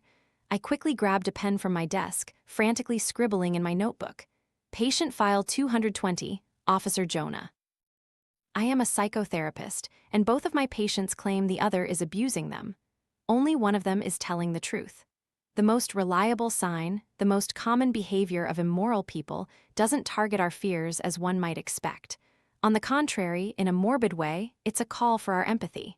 C.J. Martha Stout. They must have been the youngest couple I had ever worked with. The wife's eyes were red and tear-filled. The husband's eyes were exhausted and helpless. I think I should start, Kira sniffled, her voice trembling in the quiet space of the office. "It's been a long journey to decide to seek help, doctor." "I understand," I said, my voice soft and encouraging. "So why not start by telling me what brought you here?" Kira took a deep breath, slowly nodding as if preparing herself before uttering the painful words. She stammered, her voice choked. "He hurt me." I was surprised to hear a tired sigh escape Lucas, the husband, sitting beside her. "Oh, not again." "You shut up," Kira yelled, her red eyes flaring with anger. "You promised you'd tell the truth." "You said that too," Lucas retorted, his voice full of bitterness. "But I thought we both agreed that I was the victim among your many victims, right?" "You're screaming," Kira shrieked, her cry mixed with sobs. "I'm the victim, yes, and I saved you from hell," Lucas said bitterly, his tired eyes flashing with helplessness. "Until I became your next victim." "Shut up, Lucas." Her voice was filled with pain. "You're deliberately sabotaging my therapy session." "Oh God, hold on a moment," I said, pulling my chair closer to keep their focus. "Lucas, let Kira finish first, okay? I understand her accusations will be very serious, but I won't judge anything until I hear both sides of the story, okay?" Lucas nodded, though his expression wasn't entirely in agreement. "Thank you," Kira stammered, her voice still trembling. "It's hard to tell the truth when he keeps dismissing me like that." Lucas was about to say something, but I shot him a warning glance, making him fall silent. "Kira, you just said Lucas hurt you," I reminded. "Tell me more details." She nodded, her eyes welling up again. It's a form of punishment." "Punishment?" I asked again, feeling something suspicious. "How is it punishment?" Kira winced and whispered, as if the words themselves were knives cutting into her soul. "Cutting, cutting." "Cutting," I repeated. "Can you explain what you mean?" Kira shook her head, burying her face in her hands. "I don't want to talk about it." "All right," I said quickly, respecting her decision. "Kira, can you tell me why you were punished?" Kira looked up, her eyes still haunted. "Lucas often gets angry whenever I criticize him for his manipulation." "Manipulation?" I raised an eyebrow, carefully observing her every gesture. "To put it delicately," she said, her voice faltering, "he has a form of covert narcissism. He's not sensitive enough to my feelings, never apologizes or admits he's wrong, always wants attention from others." "Oh my God," Lucas said, clearly annoyed. "Calm down, Lucas." I held up my hand to stop him. "I promise it'll be your turn soon. Kira, can you give me an example of how he manipulates you?"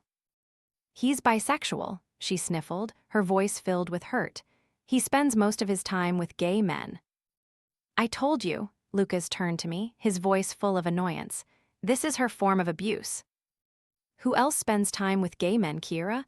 I yelled, as if I couldn't control myself anymore. "He's my friend." "No, you do that to punish me," she said, her voice full of bitterness. "It reminds me that I'll never be enough for you. It warns me that if I step one toe out of line, you'll find someone else to replace me immediately." "Are you cheating?" I asked Lucas, feeling the need for clarification. "No," Lucas replied, his voice calm. "God knows," Kira interrupted, her voice caustic. "Like your pets, huh? You flaunt their faces on social media to make me insanely jealous, while there isn't even one picture of me and you." Lucas looked at me, his eyes wide with astonishment. "See," he said, his voice ringing with annoyance. "Do you see how crazy she is?" I was about to ask Lucas a few questions when the office door suddenly burst open. "Oops, sorry." A clumsy-looking young man in a FedEx uniform stood at the doorway, holding a brown Prime box. "Your office door was open. I heard people talking in here. I don't know if you want to sign for the package or not."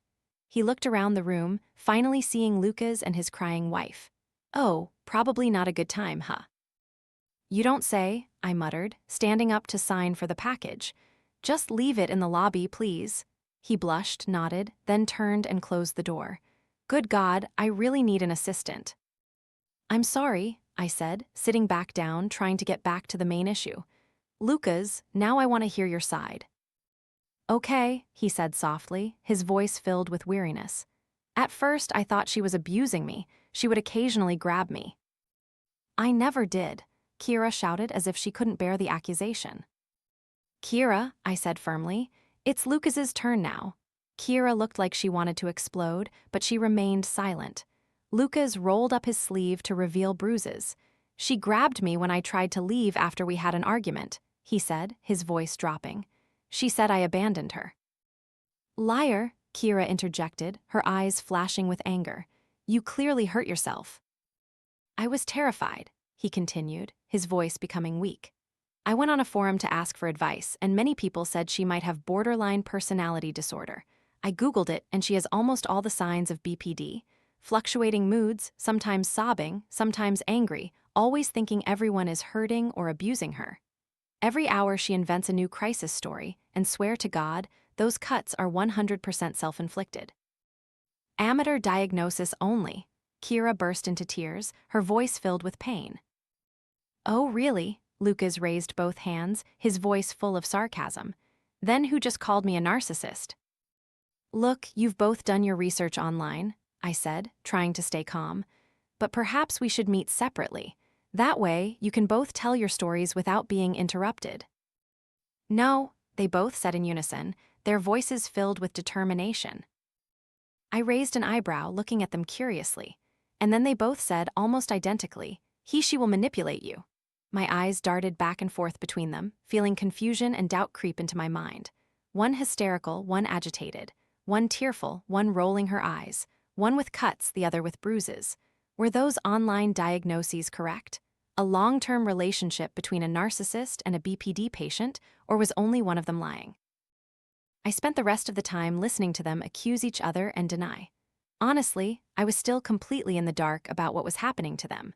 If one of them truly belonged to Cluster B, finding the truth would not be easy. I have my own views on treating Cluster B disorders, but not by talking to me. That won't work when two people are in such a dramatic relationship. It's like telling an alcoholic to sober up in the middle of a bar. At the end of the session, I stood up to see them out. Lucas left first, then at the doorway, Kira leaned towards me and whispered, her voice filled with fear. He's going to kill me. I admit, those words sent a chill down my spine. When discussing domestic violence, such words cannot be taken lightly. So when I closed the office, the first thing I did was call the police. But before I could dial, something caught my eye. A piece of paper was sticking out from the couch where Lucas had been sitting. I didn't think they would come back for it, so I picked it up to look. But when I opened the paper, I knew it wasn't an item accidentally left behind. Instead, I saw a handwritten note that read, "She's going to kill me." A week later, I welcomed Lucas and Kira again, but this time only one person arrived. "Lucas," I greeted him, my voice soft but probing. "Nice to see you again. Is Kira coming?" Lucas looked down, his eyes filled with awkwardness. "Not today." "Oh, that's too bad," I said, trying to hide the growing concern in my heart. The police hadn't found anything suspicious, so all I could do was believe Kira was okay. Did something happen? Lucas sat down on the chair, letting out a long, heavy sigh. "Last night, we argued again." "I understand," I said, trying to keep my voice calm. "About that condition." "Yes," he nodded, his voice heavy as if carrying the weight of 1,000 unanswered questions. "I wanted to come back here so we could continue to be together, but she thinks you're on my side, so she doesn't want to come back." "I'm not on anyone's side," I emphasized, my eyes following every expression on his face. "This isn't about who wins or loses. A relationship should be about love, not a battlefield." "I told her that too," Lucas said, his voice filled with disappointment. "Sometimes she seems to understand, like she wants to reconcile, but then after an hour or a day, she does a complete 180 and thinks I'm hurting her. I don't know what I did to make her change like that." My breathing slowed, my mind circling through hypotheses and doubts. Though I still couldn't pinpoint the truth of the story, Lucas was the one who came to therapy today, and I needed to help him. "You can spend time trying to adjust her emotions, adjust your behavior to keep her from having outbursts," I said, carefully choosing my words. "But it might also be useless if her heart still carries wounds." "What do you mean?" he asked, his eyes filled with curiosity and confusion. "Controlling symptoms is different from identifying the root cause," I explained. "Imagine a bucket with a hole in the bottom.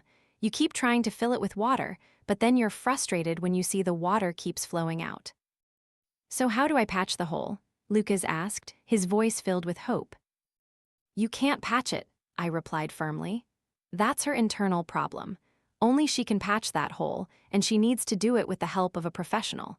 Her illness convinces her that if she can arrange everything around her, meaning she can find a perfect partner, she'll feel better. But that's just a way of using external distractions to fill the internal void. The emptiness is still there.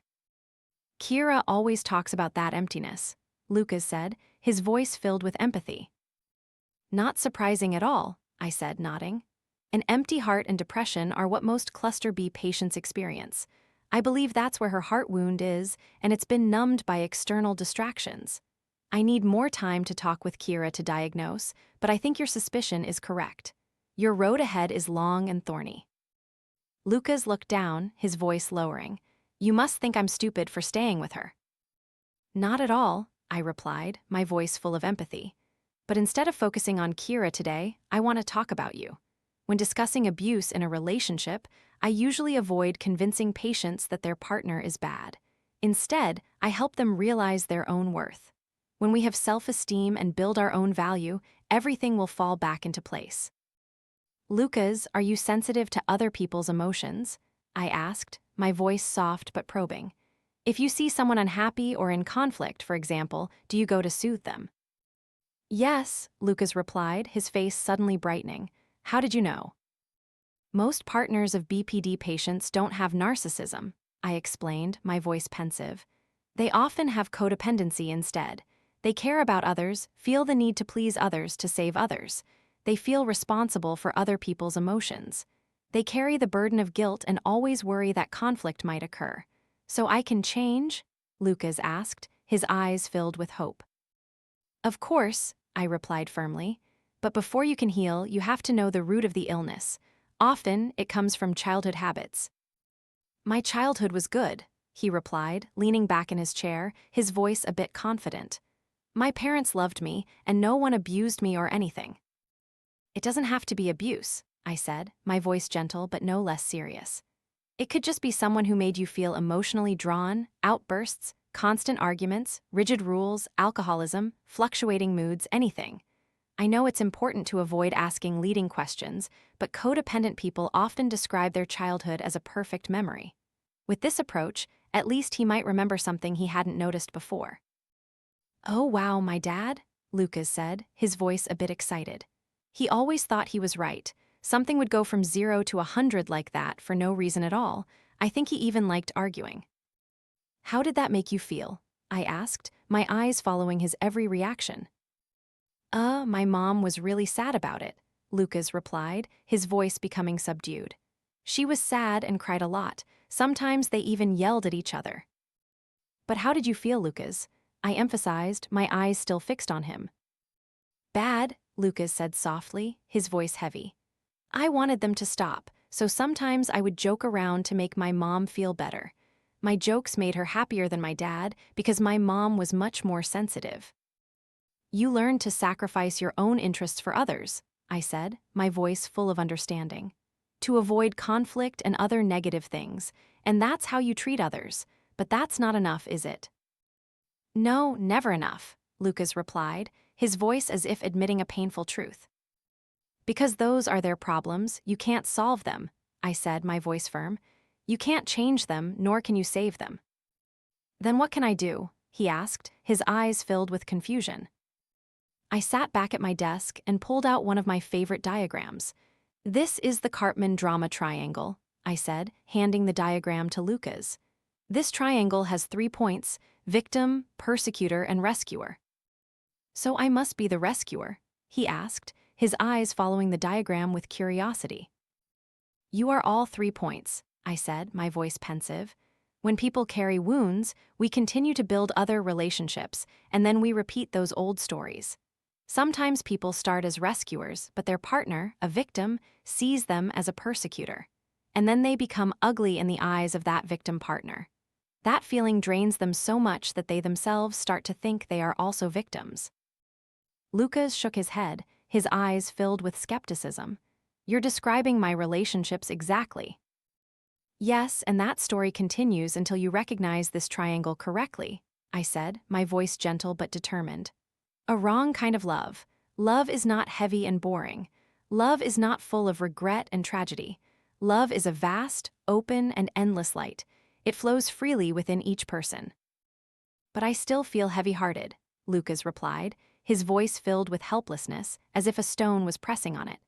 The stone of terror and self-doubt. What do I have to do to change? I spent the rest of the time introducing Lucas to some materials on codependency. When it comes to the inner self, I really like a holistic approach that provides enough information for them to explore and understand themselves. Finally, the therapy session ended. I stood up to see Lucas out of the office. If possible, I hope you'll come with Kira next week, I said, my voice sincere. I think I can help her too. Lucas nodded, his voice soft. I'll try. I opened the front door for Lucas and started unpacking some boxes in the lobby. I hadn't found an assistant yet, but at least I was ready to accept one if a suitable resume came my way. Before I could do anything else, a gentle knock sounded at the office door. It was the FedEx guy again. He was carrying 2 more packages. That's odd, I didn't order anything today. Hello, doctor, he smiled, his voice friendly. I delivered this to a house in the suburbs, but the owner said his wife had moved out, and he said the doctor might know where his wife is. I raised an eyebrow and took the package, my voice full of curiosity. I guess he's having problems with his partner, so his wife left, huh? The guy said, his voice teasing. I mean, no disrespect, but it didn't end well, huh? I frowned, feeling a cold rush down my spine. He kissed another man. Yes, that's right, the guy replied, his voice calm, as if recounting a normal story. An old PT Cruiser. That car looks so stupid. I let him out of the office, then rushed to my car. I saw a PT Cruiser driving on the main road heading south. After driving straight past a forest sign and cutting off a few cars, I followed them at a safe distance. I followed their car through the highway and into a secluded suburban area. My thoughts raced, filled with worry. If Lucas had lied about cheating, how many other things had he fabricated? How much of what he said about Kira was true, how much was false? I had been so sure of my BPD and codependency diagnoses. I had told him everything I thought was true, but now my heart was filled with doubt. What if Kira wasn't actually BPD? The partners of people with narcissism or antisocial disorders often suffer from CPTSD, which is very similar to BPD. That would happen if their partner kept trying to make them insanely jealous, fueling their insecurities. People with antisocial disorders like to appear innocent, while their victims self-destruct and doubt their own sanity. And even if Kira did have BPD, she didn't deserve to be deceived and betrayed. She deserved happiness like everyone else. Finally, the PT Cruiser slowed down and pulled into a driveway. I stopped my car some distance away. Lucas got out of the car, walked into the driveway, and headed towards the garage. The other car sped away. Half curious, half suspicious, I also got out of my car, gently closing the door. I walked through the woods and approached the garage from the side of the house. I looked through the window and saw Lucas walking towards the back of the garage, a kitchen knife in his hand. And then I saw Kira tied to a chair with duct tape over her mouth. She struggled as Lucas approached, her eyes filled with fear. My heart pounded like a drum in my chest, trying to form a plan in desperation. Kira looked up and saw me standing outside the window. She couldn't scream, but her eyes pleading for help were unmistakable. In the moment Lucas brought the knife closer to Kira, I understood that even if I called the police, by the time they arrived, it would probably be too late. I looked around the yard, trying to find something I could use as a weapon, but all I saw was an axe on a tree stump. Damn it, I muttered, then quickly ran to grab the axe. Without a second's hesitation, I turned towards the garage and charged straight for the main door. I swung the axe and yelled, trying to look as fierce and threatening as possible. Lucas was tall and thin but strong, probably 5 years younger than me. I knew I had to take advantage of the element of surprise. Both of them were stunned to see me charging towards them. Put the knife down, I yelled, swinging the axe towards Lucas. Get away from her. Lucas glanced at Kira again before quickly running out the door. He didn't drop the knife, but he ran past me and bolted out of the garage. I threw down the axe and rushed to Kira's side. She was sobbing uncontrollably as I approached. A horrible sour smell rose up. My heart sank as I realized Kira had soiled herself. It's okay, I said gently, comforting Kira as I untied her. You're safe now, okay? No one can hurt you anymore. Kira nodded, but her sobs grew even more intense. "You were so brave," I continued, trying to make her focus on my eyes. "You'll be okay." When I finished untying her, I draped my jacket over Kira's shoulders and helped her to her feet. "I'm going to call the police right now," I said, pulling out my phone. "I'll stay here with you, okay?" "Don't," Kira exclaimed, her eyes wide with fear. "The police will arrest him." "Yes," I replied firmly, "and he'll be convicted." "No, please," Kira begged me, her eyes filled with despair. "Please don't get him in trouble." I bit my lip, my heart churning. Victims of domestic abuse often protect their abuser, no matter how badly they've been treated. It often takes a long time to explain things to them. "Kira, because he put you in a life-threatening situation, I'm forced to call the police," I said, my voice full of empathy. "But I promise you, everything will work out." "Please don't," Kira shook her head, her voice trembling. "If Lucas goes to jail, I'll kill myself." For a moment, I thought about admitting Kira to a hospital for suicidal ideation, but then I realized that the bond between them would draw Kira back to Lucas as soon as they had the chance. I had experience helping patients escape similar trauma, and another idea sparked in my mind. "So, will you come stay at my house?" I suggested, my voice full of persuasion. "I have a safe room above the garage. It's reinforced with steel and Kevlar, blast-proof, so no one can attack you." Kira looked up at me, her eyes welling up. "Really?" "Yes, really," I replied, my voice warm. "And if you want, I'll give you therapy every day until you feel better." She hesitated for a moment, then nodded, her voice faint. "So it's true, thank you very much." "Great," I said, nodding in agreement. "Now, we have to get you out of here and get you into some new clothes." Kira covered her face, embarrassed. "I'm sorry, that was the punishment cut." "What do you mean?" "Lucas, he bakes," she said, her voice filled with pain. "Then he forces me to cut a piece and eat it whenever I do something wrong."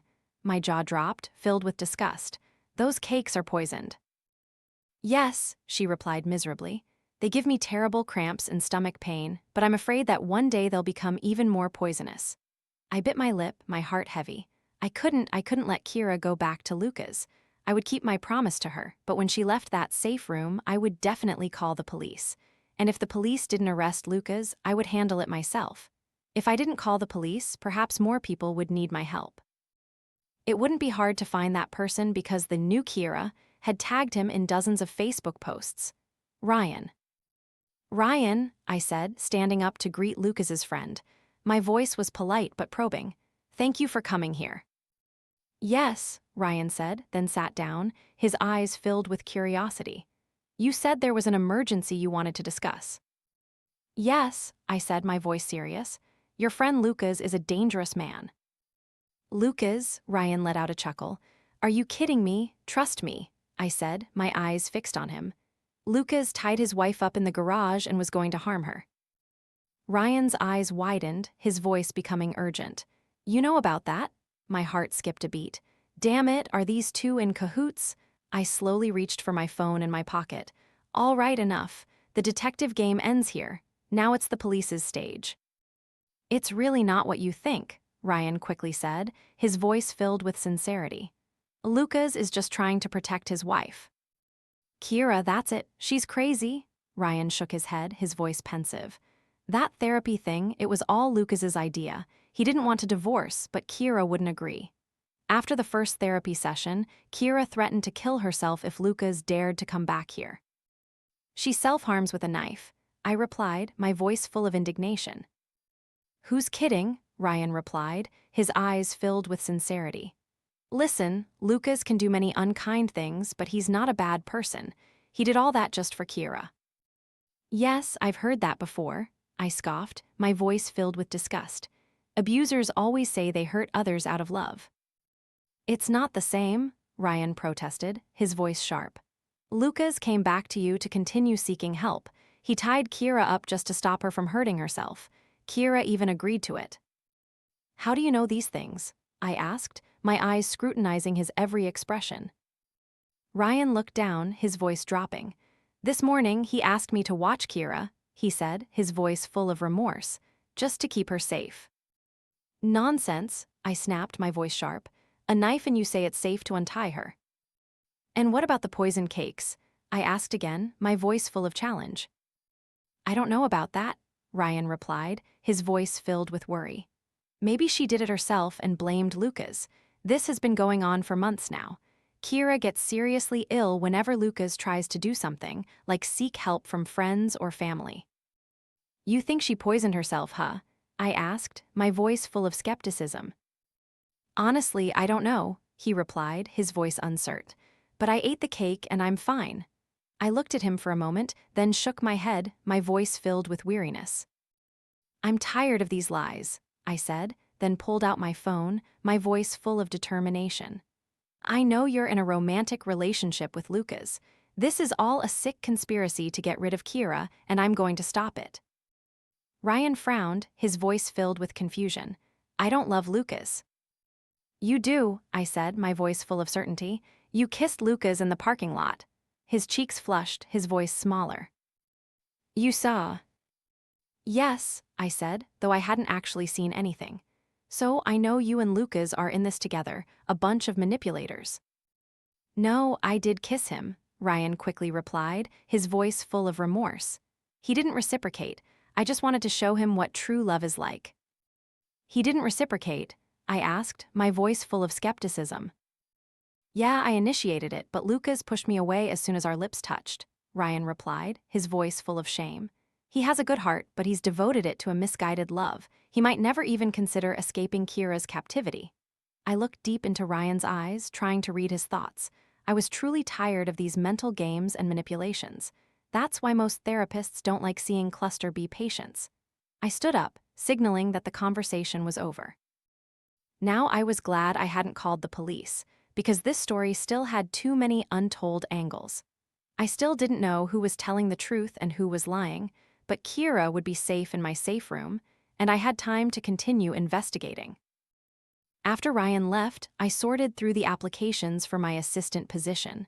There were quite a few applicants, mostly students wanting more experience, but none of them seemed quite right. There was a knock at the door. I looked up and saw the FedEx guy again with another package. That's odd, I didn't order anything today.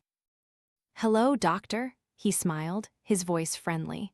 I delivered this to a house in the suburbs, but the owner said his wife had moved out, and he told me the doctor might know where his wife is. I raised an eyebrow and took the package, my voice full of curiosity. I guess he has problems with his partner, so his wife left, huh? He said, his voice teasing. I mean, I'm not judging, but it didn't end well, huh? I looked at him, my eyes filled with suspicion. You talk too much, don't you? The FedEx guy blushed, then waved goodbye. That made me feel bad for being so rude. I'm sorry, I said, my voice full of remorse. I've had a terrible week. What's your name?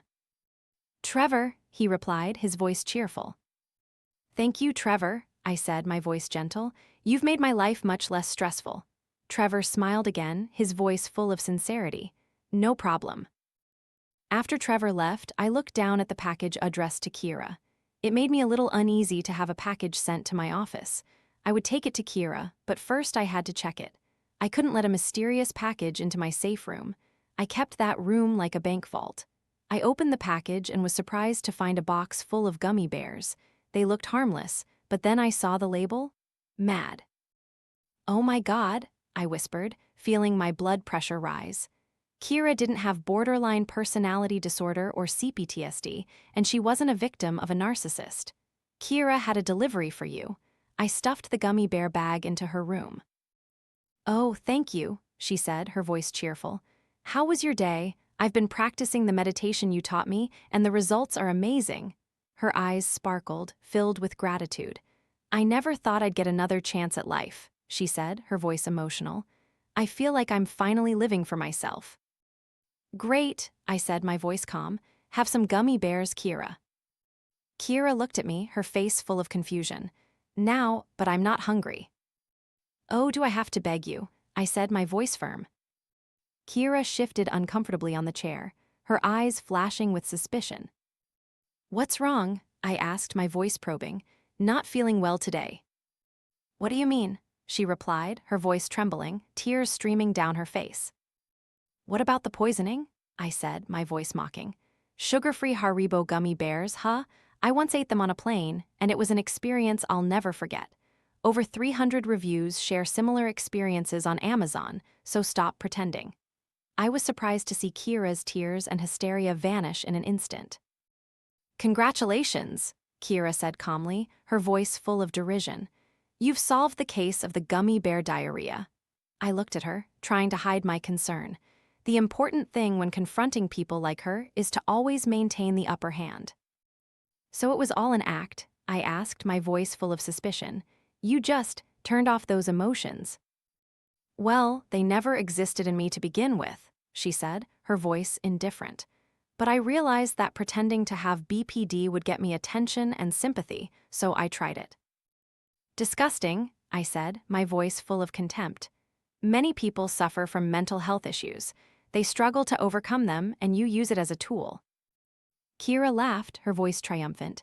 Don't act so self-righteous with me, little fire starter. I froze, my voice full of shock. What did you say? When you were a child, didn't you set yourself on fire? She said casually, her voice full of mockery. Then you became obsessed with saving people because no one loved you, with that burning smell. I felt a sense of fear rise within me. My voice trembled.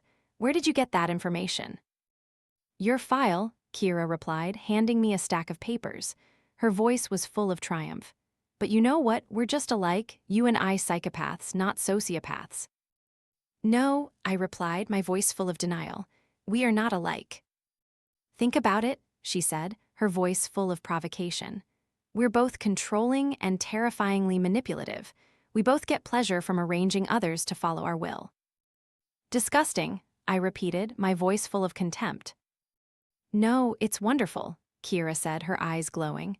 The first time I met Lucas, he was so innocent and full of life. Now he's irritable, erratic, depressed, all thanks to me. I will save him, I said, my voice full of conviction, so we're not alike at all. Please, she said, her voice full of scorn. What power do you have over Lucas? Lucas is attached to me, and he'll do whatever I say, like a little dog. Even if he knows how I treated him, he'll still come back. He'll have to be tied to me for life. Lucas will soon realize he deserves better, I said, my voice full of confidence. When I rebuild his self-esteem, he won't tolerate you for another second, and at that point, I'll take him on a honeymoon. She smiled, her voice full of triumph. A honeymoon to remember when everything was perfect and we were soulmates. That's the peak he'll always chase. I felt my blood boil. My voice was filled with anger. I'll report you. Report me to whom? Kira laughed loudly, her voice full of derision. The gummy bear police? There's no law against emotional abuse, and even if the police come to my door, the bruises and scars will make them handcuff Lucas. Between Lucas and a traumatized Kira, who will they believe? Kira's eyes welled up again, her voice trembling. Then suddenly, she stopped crying and grinned again. People like you are why victims of abuse are afraid to come forward, I said, my voice full of contempt. 99% of what they say is true, but this world chooses to believe the 1% of lies from someone like you. A wager then, Kira? She leaned forward, her eyes cunning. I bet you $1,000 that by the end of the year, I can make Lucas commit suicide. That's murder, I snapped, my voice full of indignation. Murder outside the law. Kira stood up, her voice full of challenge. Now, check out of Mr. Harper Hilton's room. My husband needs me. And then suddenly, I felt a surge of anger welling up inside me, a hot, dissatisfied feeling. Not a good sign at all. Weeks later, Lucas returned for his 12th daily therapy session. It sounded like a lot, but it's very difficult to detox an addict, and I wanted to be there to help him. I can't believe it, Lucas said, a radiant smile on his face, brighter than ever before. I never thought I'd feel this way. It's like my body is light and all my worries have flown away. Excellent, Lucas, I said, my voice full of satisfaction. I believe it's thanks to the meditation guidance. Thanks to everything, Lucas said, his voice full of excitement. Meditation, reading, therapy sessions, everything. I feel like my heart is so vast and free, you know? I also smiled, a rare occurrence for me, but I couldn't help it. Moments like these are why I chose this profession.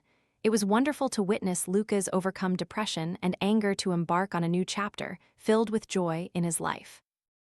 Oh, I want to dance, Lucas said, his eyes sparkling with delight. Do you want to dance with me? No, I shook my head, my voice gentle. But you can do a solo performance.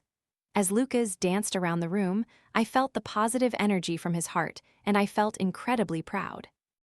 You know, Lucas said, his voice softening as he began to slow his dancing. When Kira left that farewell letter, I felt like my life fell into an ice pit, but now I'm feeling a completely new kind of happiness. Do you miss her? I asked, my voice full of concern. I don't know, he replied, his voice full of honesty. That letter was so thoughtful, and it made me realize that she's a good person at heart. Even though we'll be apart forever, her encouraging me to continue living and be happy without her was selfless. I felt a bit remorseful, my heart filled with conflict. That letter was written by me, but this outcome was probably worth it. But there's a lot I don't miss, Lucas said, his voice filled with relief. The drama, the arguments, the manipulations. I don't have to worry about upsetting her anymore, you know? It's strange that she never told her family about me. I want to love someone who can proudly tell their family about me. Excellent, I said, my voice full of agreement. You deserve a girl like that. You really changed my life, Lucas said, his voice full of gratitude. And I also sent you away with an axe dance, I said, my voice full of humor. But I appreciate it, Lucas continued dancing around the room, his voice full of exhilaration. Do you think Kira will come back? I don't know, I replied, my voice full of concern. But if she comes back, what will you do? I'll listen to her, he said, his voice full of sincerity. Maybe she's also healing herself. A flame of fear surged in my heart. My voice was filled with urgency. Lucas, she abused you. People like that don't change overnight. Maybe so, but I want to give her a chance, Lucas replied, his voice full of optimism. She'll understand how well I'm doing. I pursed my lips, my voice filled with determination. Lucas, she wants to harm you. I think you should use identity protection. It's for your own good. Lucas raised an eyebrow, his voice full of surprise. My identity. Yes, I said, my voice serious. People with cluster B disorders often return to destroy their victims' lives, even years after the relationship has ended. You don't believe Kira can change? Lucas asked, his voice full of surprise. I don't know, I replied, my voice full of concern. But I really advise you to change your address, profession, and even your name. My name? Lucas burst out laughing, his voice full of surprise. Seriously, I said, my voice full of urgency. Please, do you trust me? Okay, Lucas nodded, his voice full of trust. I mean, you've helped me so much, so there's no reason for me to doubt you. But I don't have a college degree. I don't know where to find a new job. You can work with me, I said, my voice full of decisiveness. I'm short an assistant. Really? Lucas replied, his voice full of excitement. Great, I won't disappoint you. I'll be your best assistant. All right, I said, my voice full of satisfaction. That sounds good. If he stays here, at least I can keep an eye on him most of the time, and I can also upgrade the security around my office. As for the name, it has to be a bit unique, Lucas said, his voice full of enthusiasm. Like Duty Green, whether fancy Duty Green. What? I stammered, my voice full of confusion. No, choose something more common. Oh my God, just choose normal names. I pulled out my phone and read off a few names, my voice full of determination. Liam, William, Noah, James. I like Noah, he said, his voice full of excitement. Noah weather fancy. Oh my God, I muttered, my voice full of exasperation. But before I could correct him, Lucas or Noah pulled me into a tight hug. Thank you, doctor, he said, his voice full of gratitude. You didn't just save my life, you gave it value. I looked into Noah's eyes full of eagerness and kindness. Suddenly, I felt a slight but warm pain in my heart, a feeling I hadn't experienced since childhood. In that moment, I decided I would close the door in Noah's heart once and for all. All right, that's enough, I said, pushing Noah away, my voice full of firmness. You'll start working in 2 weeks. I walked up the stairs to the safe room above my garage, a plate of food in my hand. I checked the security camera on my phone to make sure Kira wasn't near the door. Alexa, open the safe room door. The door opened. I stepped inside, my eyes scanning the reconfigured space, allowing everything to be controlled from the outside. Kira sat in the corner of the room, her arms crossed, her eyes full of defiance. I approached her, knelt on one knee, and placed the plate of food in front of her. "How are you today?" I asked, my voice gentle. "I'm not doing your therapy," Kira said, her voice firm. "Don't bother." "I won't keep you here without helping you recover," I said, my voice firm. "I have to help you." "Dr. Harper, you are not God," she said, her voice full of mockery. "You are not the police, not the legal system, not a prison." "I know," I replied, my voice calm. "But I have treated many cluster B patients, and I think I can help you if you keep focusing on the emptiness and depression." "You're like a broken record," she chewed her food, her voice full of sarcasm. "Emptiness, depression, emptiness, depression. I already told you I don't want to change anything. You think my life is bad, but I think I'm better than anyone, better than you." "Aren't you curious about what true love is like?" I asked, my voice full of encouragement. "Fragile, soft, free." "Why aren't you curious?" she asked, her eyes full of challenge. Our eyes met, wide and unblinking, the stare of a psychopath. I looked at her, my heart filled with determination. This was a battle, and I couldn't lose. "You're a very good doctor," Kira said, her voice soft, "but you have one weakness." "And what is that?" I asked, my voice full of curiosity. "You don't go with the flow of reality," she said, her voice full of triumph. "You want to arrange and control everything, but sooner or later, reality will win like a floodgate. Everything will come rushing back through the floodgate." "Floodgate?" I asked, my voice full of skepticism. "I know one day you'll leave here," Kira said calmly, "and then I'll make Lucas come back to me." I unconsciously blinked, losing the staring contest.